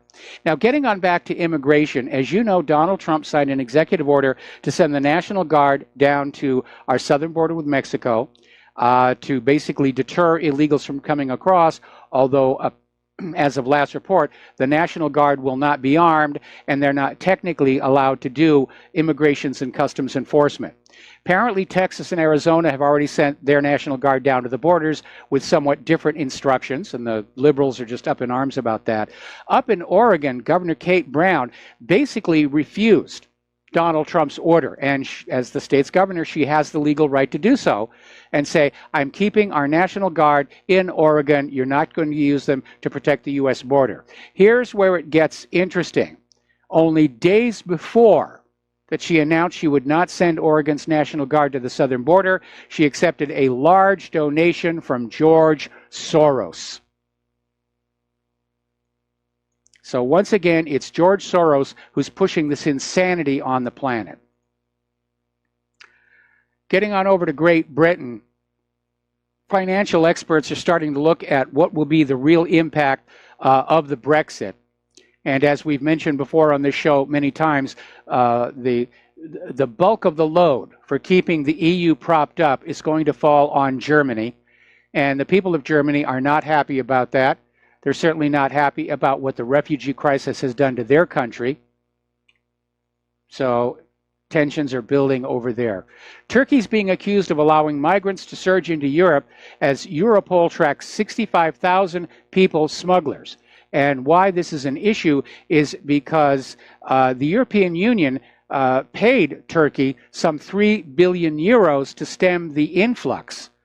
But while there was a brief drop, it's back up to full bore again. And the EU is concerned that Erdogan is just weaponizing the refugees. Now, over in Brussels, there's a great wailing and gnashing of teeth and tearing of hair because down in Hungary, Viktor Orban has won the Hungary elections in a landslide victory. And of course, he has been campaigning on this issue of closing the Hungarian borders, sending the refugees back to their home, and straining to break away from the European Union. Brussels wanted him defeated. They put a lot of effort and money into defeating him. It was a landslide victory. So I hope Victor is wearing his Kevlar because I have a feeling we're coming up on the point where Eurosceptic politicians may actually be at risk of losing their lives. Now, over in Israel, as you know, there's been this situation going back and forth about the African refugees pouring into Israel. A lot of them were Ethiopian Jews who are allowed to go to Israel because of the right of return law. Anybody, anywhere on earth who claims to be Jewish has an automatic right to move to Israel and become a citizen. But the people of Israel are getting a little bit upset about the number of black people in their country. And so there was a plan to deport them all. And then Netanyahu worked out this deal with the UN where 16,000 of the Africans were going to remain in Israel and the rest were going to be deported to the European Union rather than back to Africa. And apparently here in the United States, Israel supporters are demanding that Israel continue that plan. Take all those African migrants and send them to Europe. One has to wonder why. Over in Sadiq Khan's London, things are really out of control. The lead surgeon at the London hospital is saying it resembles a war zone. More people are being killed. And he says this idea of these kind of assaults used to be something that happened very rarely. Now it's an everyday event. We're going to do a shout out to our on-air affiliates who are just now rejoining the network. And apparently murders in Great Britain are skyrocketing as the police fail to protect the defenseless population. Now remember, the population is defenseless by design. Great Britain has strict gun control. And basically, by 1996, all guns, including handguns, were banned in Great Britain. You can technically own a firearm if you are a member of a shooting club, but the gun has to be kept at the club. When you are in your home, you have nothing. 2006, the British government even banned toy guns to try and condition children to not think about guns and violence. And so now only the criminals have guns. A lot of these murders are gunshots. The criminals have the guns, the law-abiding do not. Also, there's been a lot of stabbings. And Sadiq Khan has now declared a new knife control policy. Next, it'll be forks, then teaspoons. And of course, the fact that there are so many stabbings completely crushes the idea that guns cause the violence.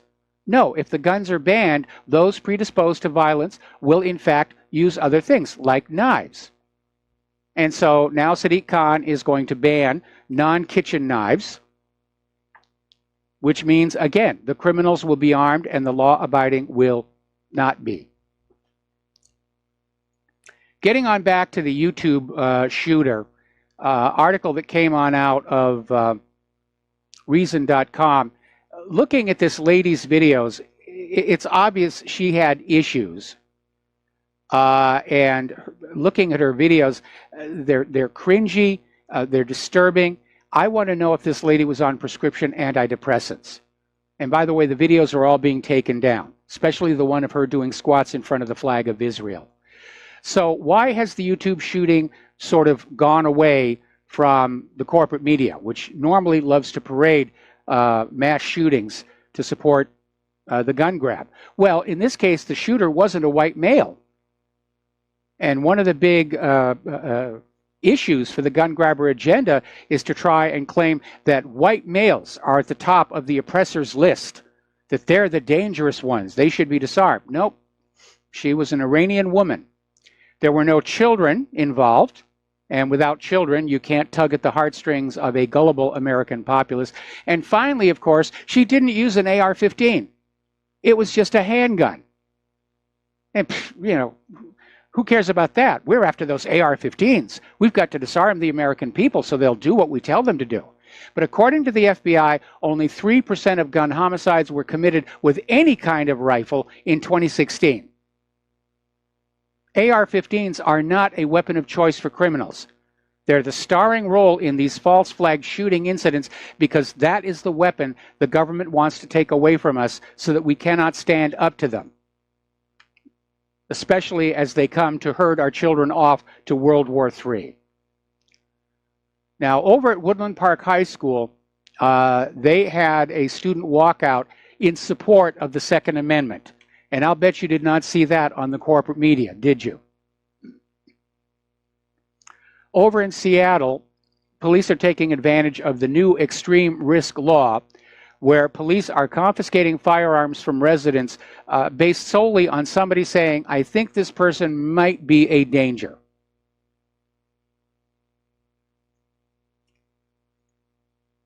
Apparently over in Tennessee, a 7th grader made a joke about guns and was charged with a felony. This is definitely overkill. But the idea is to get everybody to stop thinking about guns. Don't even visualize a gun. Don't think about guns at all. Here's a very, very dangerous Supreme Court decision that has come on down. And we all know how the police have just been on a killing spree of innocent Americans, law-abiding Americans, and everybody's saying we need to do something about this, and that has now been rendered impossible by the Supreme Court. The Supreme Court has ruled police can kill non-threatening people as long as the police say they were scared. And this case originated from a police shooting in Tucson, Arizona in 2010. This police corporal, Andrew Casella, heard a report over police radio about a woman using a kitchen knife to hack a tree and acting erratically. And he showed up, and there was the woman apparently just standing there holding the knife, and they shot her. And he said the shooting was justified because he was afraid for his life and safety, even though there was a chain link fence between them.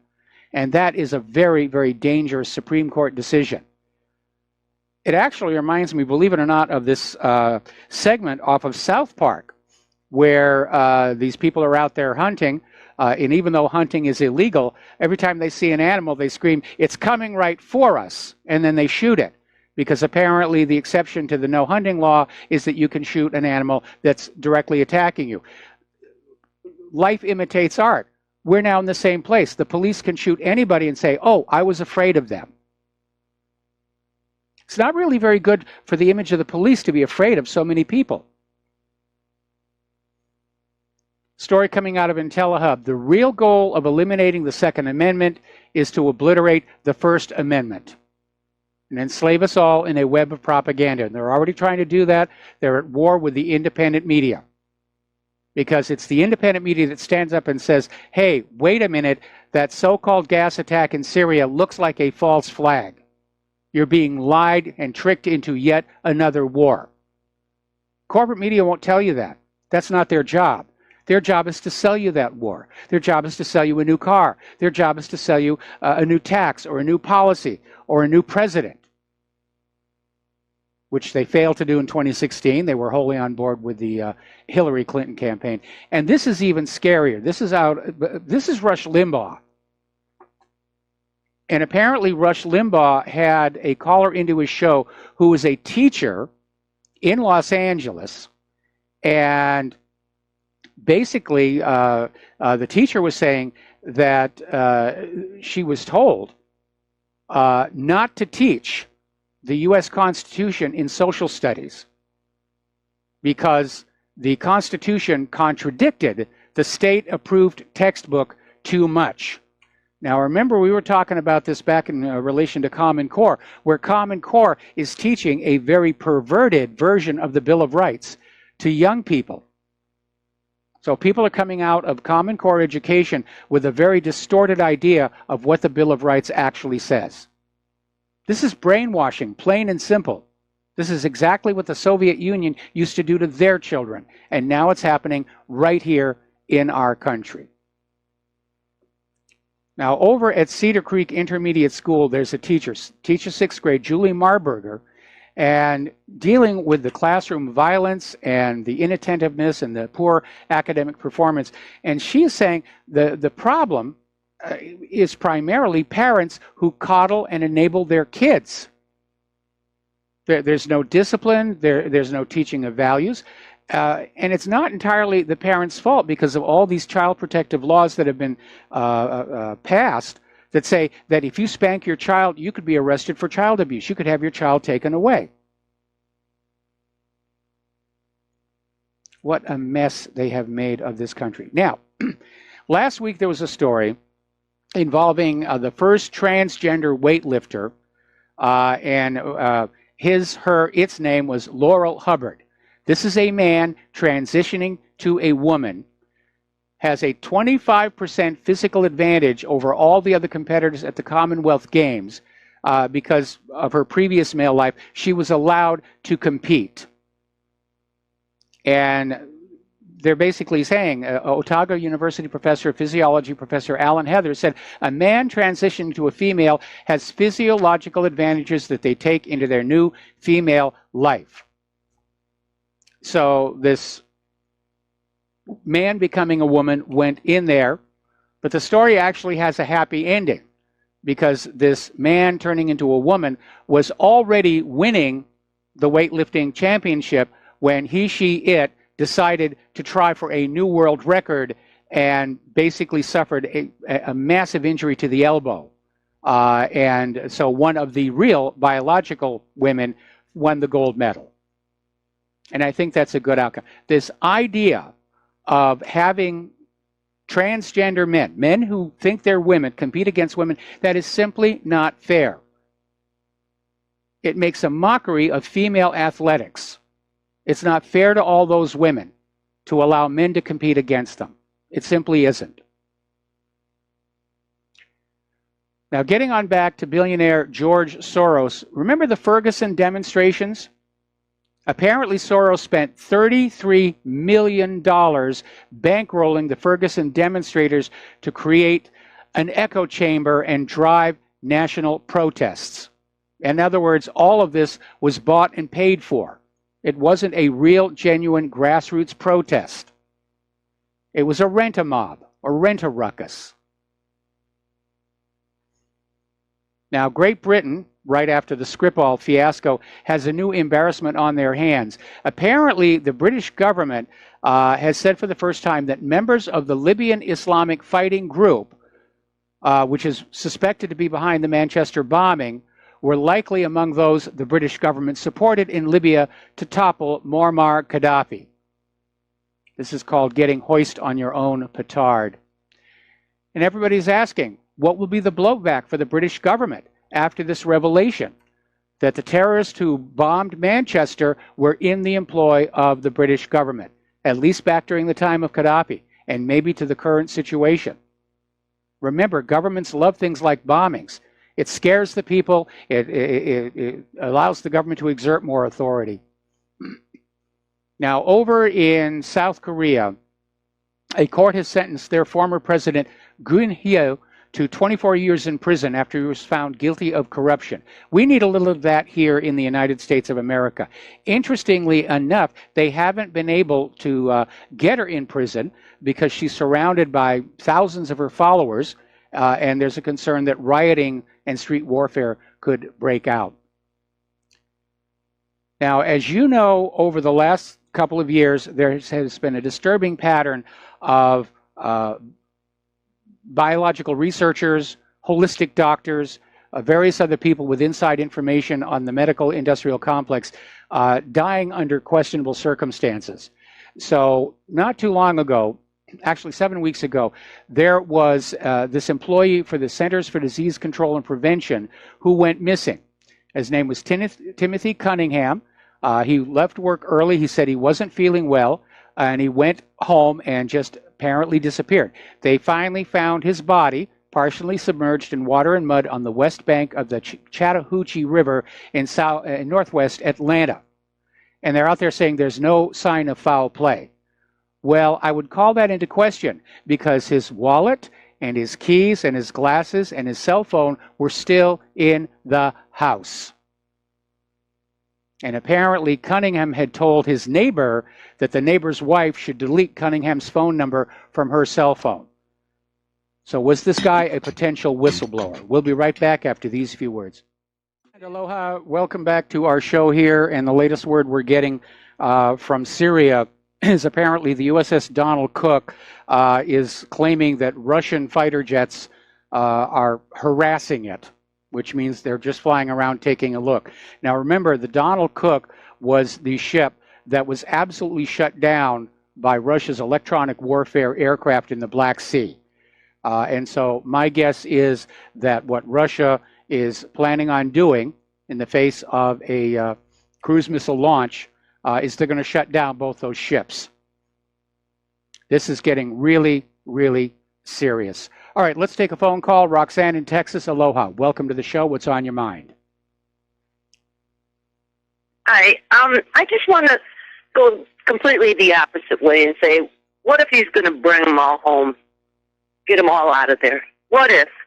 Well, everybody's so, I don't know, freaked out. Well, what if is all I have to say, and that's it. Thank you. Well, obviously, when Donald Trump announced he wanted to get out of Syria because he was just kind of sick and tired of dealing with the whole mess, and all of his military generals came on and said, you can't do that. Netanyahu called him up and screamed at him, and Trump basically caved on in. No, the Syrian troops are not coming home. They're going to ramp up this war. And they're doing it, first of all, because the U.S. can't afford to lose any of these wars. When Trump talked about bringing the troops out, even CNN came on out and said, well, this means Russia and Syria have won. And the U.S. has built up this war momentum with all these invasions and regime changes over the last 19 years. They've built up this momentum and this reputation of invincibility. And the first time the U.S. is seen to lose one of these wars, it's all over. The whole thing is going to fall apart. And that's why I think that Russia, if the U.S. does attack Damascus, which seems to be in the offing, I think Russia is going to respond with force to make it clear that, no, the U.S. has, in fact, lost in Syria. And it's very dangerous. It's very risky. But I think that's the way it's going to go. The time for half measures is over. Everybody understands this story about yet another chemical weapon attack by Assad on women and children is just a big steaming pile of USDA choice bovine excrement. And nobody should believe this. And in fact, I'm going to call on Rivero's Rangers to make a point of talking about this with everybody that you know and point out how ridiculous the story is. Assad was on the verge of winning, was on the verge of getting the U.S. out of Syria. The very last thing he would do is a chemical weapons attack that would justify the U.S. coming back on in. It just really doesn't make any sense. Assad gains nothing from this. Britain gets to move past the Skripal case. Israel gets to move past the Passover massacre. Everybody benefits from this except Assad, and that's what tells us he had nothing to do with this, if it even happened at all. We're not even sure anything really happened. Nobody can find any evidence. It's just this incredible rush to judgment. Oh, there's been a gas attack. The war is on. I have never been so ashamed of this government in my entire life. They're not even trying to be clever about the propaganda anymore. All right, let's get on into the area of computers. A lot of stuff going on. Apparently, Mark Zuckerberg is losing support from his fellow Silicon Valley tech elite. Facebook is being described as the new cigarettes. Toxic, dangerous, and normally when any Silicon Valley firm gets attacked, the others will leap on board to support them. It's not happening in this case. One of the reasons that Facebook's brand has been damaged is that apparently they were caught trying to access private medical records and match it to the user profiles. Well, Facebook has now said they're not going to do that. They're backing off on that. But yeah, a lot of people are very upset. We understand that when we post things to the internet, that it's no longer private. But in this case, they were going on out to try and access our private medical records and link it to the user profiles for whatever purpose. They were going to do that, sell it to marketing people so you'd get ads for relevant drugs on your mailbox. But it really is a tremendous abuse of the system. Okay, let's go back to the phones. Jeff in Georgia, aloha. Welcome to the show. What's on your mind? Michael, great show as usual. I called in on Saturday a few weeks ago, and I had posed a question to the host there. I'd like to pose it to you. I think the greatest threat to peace on earth, I used to think it was this Khazarian cartel that runs the banks, but I'm not sure it's not the Christian Zionists. And I think that Islamic terrorism is as sick as that is a third place. What is worse for world peace? Do you think it's the Christian Zionist puppets or these Khazarian oligarchs that rule the world? I'm not sure. As you say, the Christian Zionists are puppets. They're useful idiots, as Stalin would say. Definitely the bankers are calling the shots here. They love a war. War plunges the world into debt for another 100 years. We got to take a break for commercials. Thank you very much for the phone call, Jeff. We'll be right back after these few words. And aloha, America. Welcome back to our show. We're going to take another phone call from Al in Canada. Aloha, Al. Welcome to the show. What's on your mind? Hi, Mike. I sent you an email. So I like to send out emails periodically, and what I sent you was a website called Trading Economics. I don't know whether you've heard of it or not. Yes. But yeah. So basically, you can look up, some very interesting data about countries all over the world. There's a search bar. I usually just type in Germany's money supply, China's money supply, blah, blah, blah. I sent you the one on the U.S., and you were talking about the debt that, bonds that China holds. So it's over $1 trillion U.S., And you know what, Mike? I don't see a problem with them unwinding that. The Federal Reserve will just buy it up. Yeah, but they'll print new money. They'll create new money that's going to put inflationary pressure. Yes, they will. Yeah, and but they'll export that. They'll export that inflationary pressure because the U.S. still has the world's reserve currency. No, they don't anymore. Other countries are starting to move away from the U.S. dollar as a reserve currency. A lot of them now have what they call baskets of different currencies, and more countries are basically signing treaties to trade between their countries in their indigenous currencies. The days when the U.S. dollar reigns supreme are already over. It's still a major player out there, but it's only a matter of time before other countries are going to say, we're delinking from the dollar. We can't afford to take the chance that it's going to collapse, because that's what the inflationary pressure is going to do. If China dumps those treasuries and the Federal Reserve creates the instant money out of thin air to buy those treasuries back, that is going to make the dollar worth less and less. And it's going to be seen as untrustworthy when compared with other stable currencies like the ruble and the yuan. Okay, Mike. So I sent you that website for a reason. It shows that the Federal Reserve is holding, roughly $4.5 trillion on its balance sheet, and the private banks are sitting at around $16.5 trillion. If you go to other countries, for instance, Canada, our balance sheet, Canada's central bank balance sheet, is very small, but the private banks are holding over $5.5 trillion on their balance sheet. So if you translate that into 10 times the size of this economy, which is your economy, the United States, that's over $50 trillion. Yes. That the private banks are holding as a balance sheet. In your country, it's 16.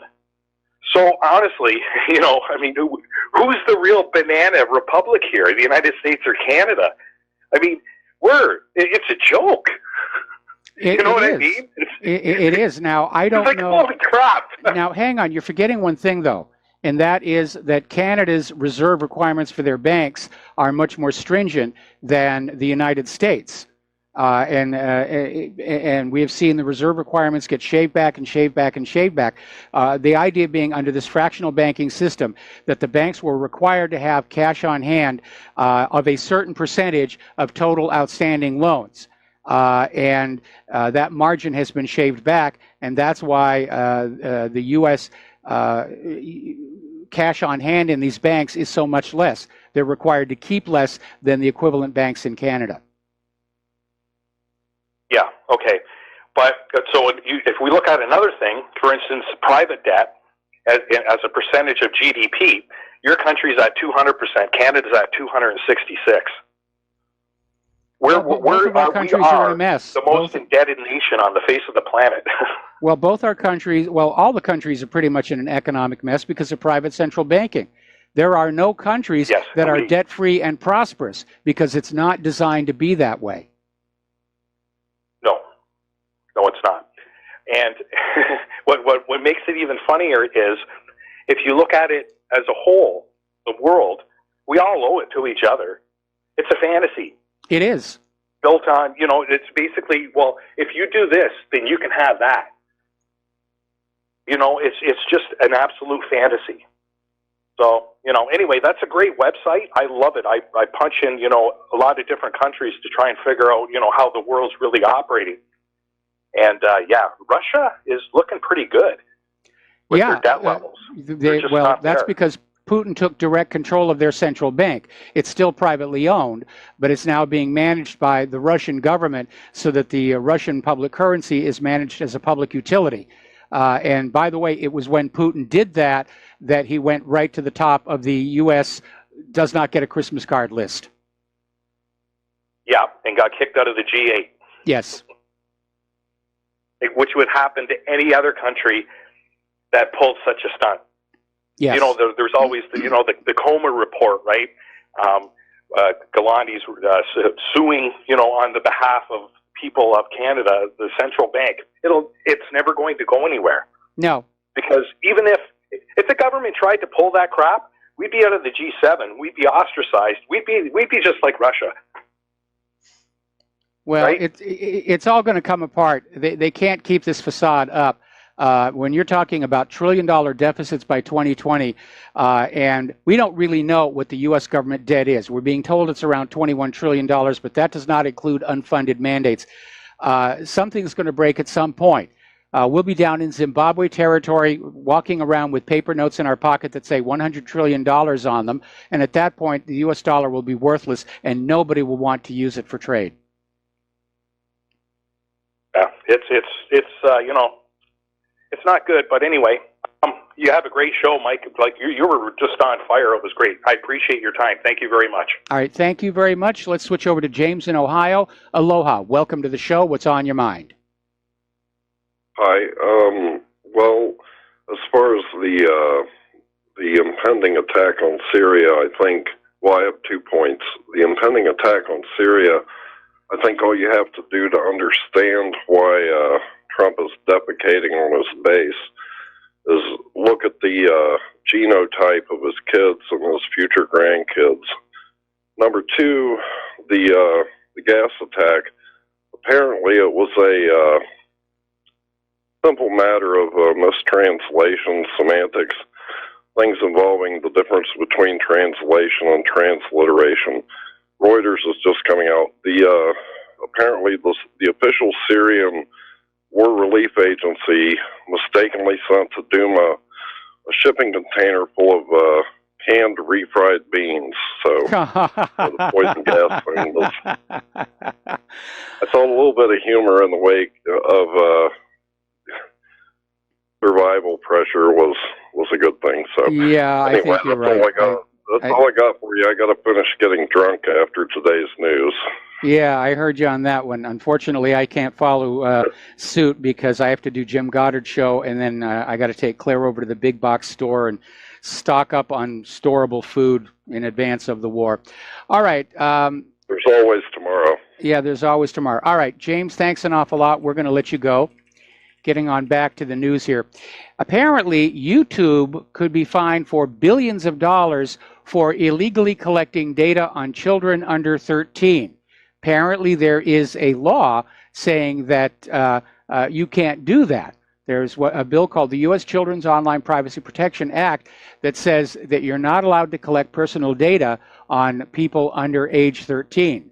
And if this complaint is upheld, YouTube could be fined billions of dollars. On the other hand, if YouTube continues to cooperate with the government to suppress certain videos, I'm sure that there'll be a very affordable out-of-court settlement. That's how these things work here.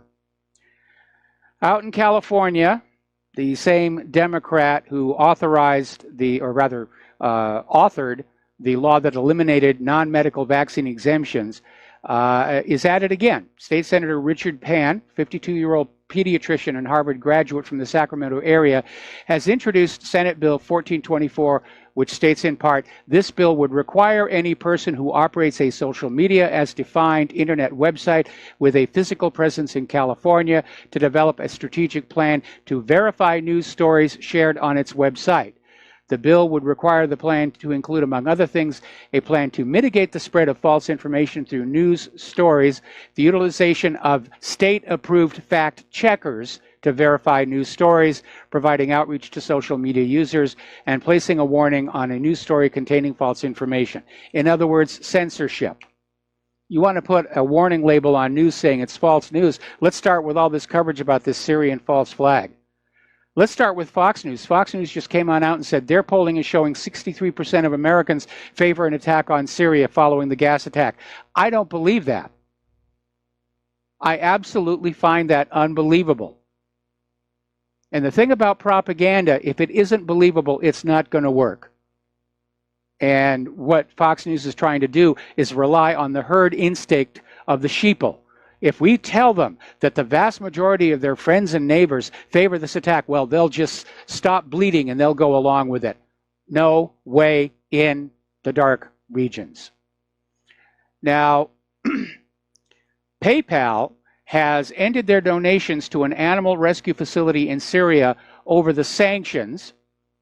But meanwhile, of course, our tax money is still funding the Syrian terrorists. Funny how nobody seems to sanction them. Story coming on out of NBC. Apparently, hackers are starting to attack 911 call centers. And apparently it is so bad that first responders are having to go back to paper and pencil to track the calls and what they're doing. Apparently these are ransomware attacks.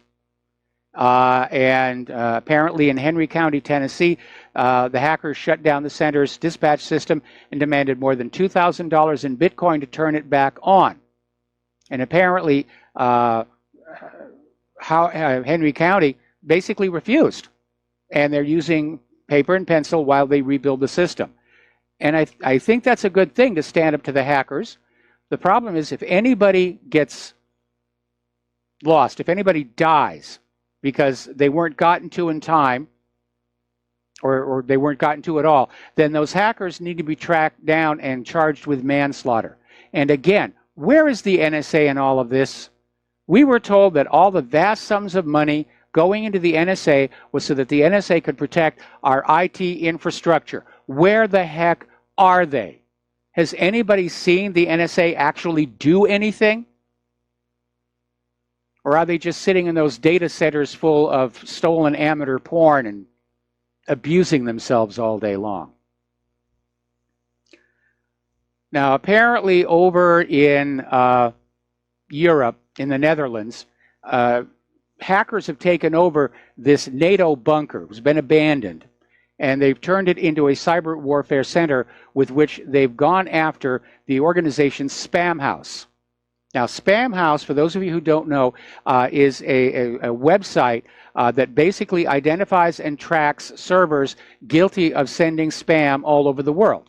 And you can download that data and add it to your firewall rules so that your machine cannot be used to forward spam, or your machine will not accept spam from these other sites. And obviously the spammers don't like that. And because spamming is now big business, apparently they're out there trying to shut Spam House down with massive denial of service attacks.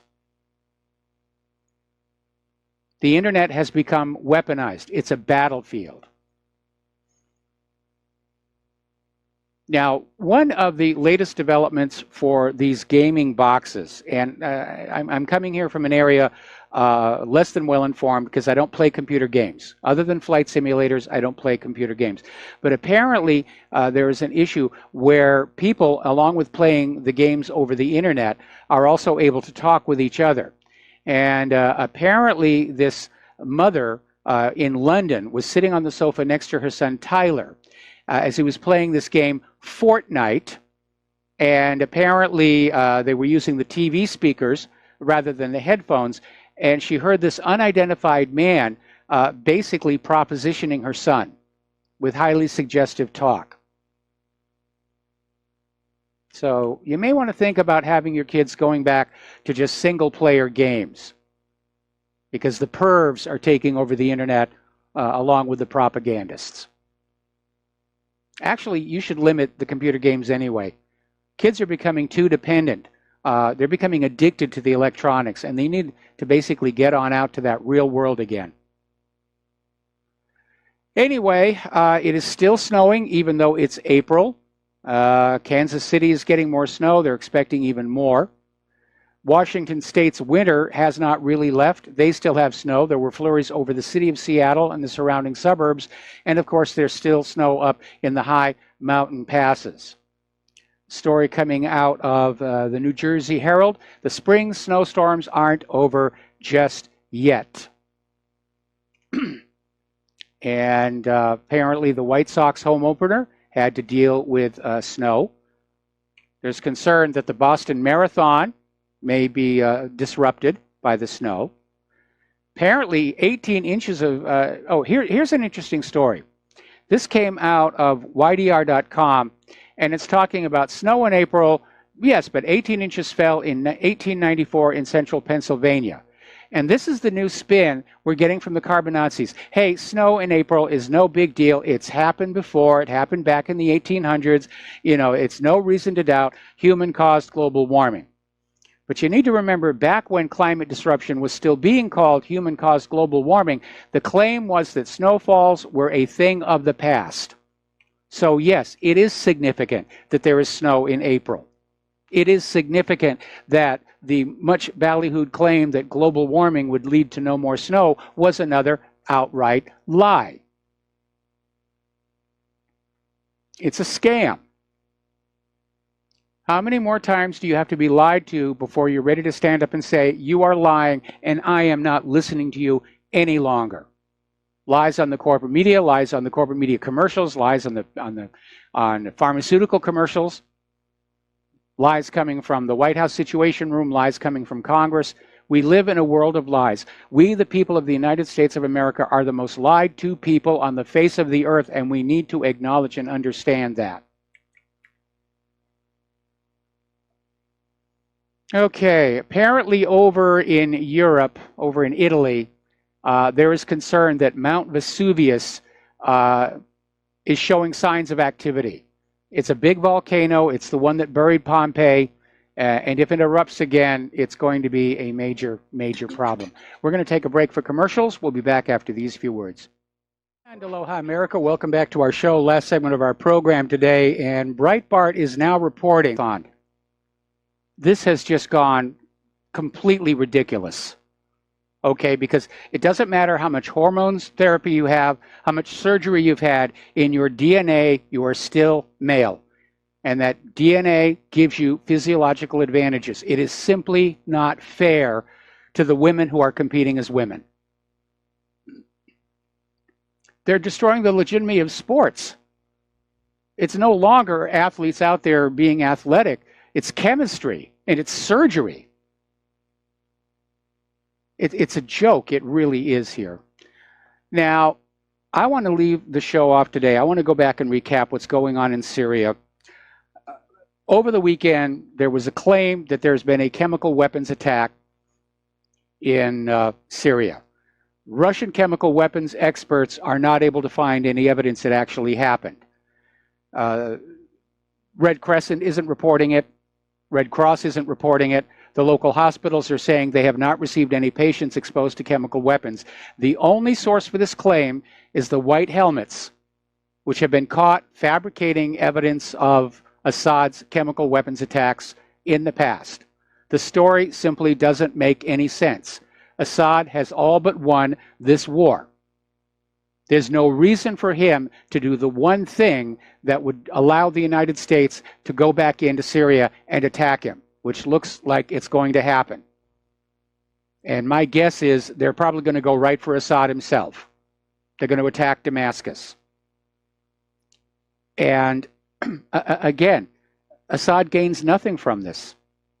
And I need all of you to go on out and just talk this up with everybody and remind them about how we were lied to about Saddam's nuclear weapons and how the last two times the U.S. tried to claim Assad was gassing his own people, it turned out to be bogus.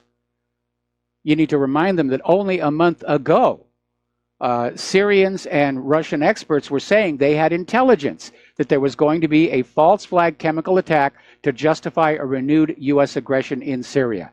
And it's happening. And this is very, very dangerous because Russia has already pledged to respond if the U.S. attacks Syria again. So we're really right on the edge here.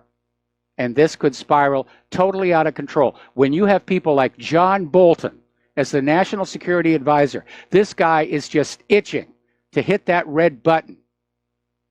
Remember what Paul Craig Roberts was saying a few months ago. There are people in Washington, D.C. who are openly talking about just hauling on off and launching a nuclear attack against Russia. And Russia would not wait for those missiles to hit. They would hit their launchers and send them on back. And if all of the U.S. deployable nuclear weapons are detonated and all of the Russia's deployable nuclear weapons are detonated, that's it for life on Earth. All right, there's the music. Stay tuned for John Stadmiller. I'm sure he's going to follow up on more about this obvious false flag and this rush to war. We have got to just scream to the world, we the American people do not support the actions of the United States government. The U.S. government has gone rogue. They are a threat to the world. We'll be back tomorrow. Aloha, America.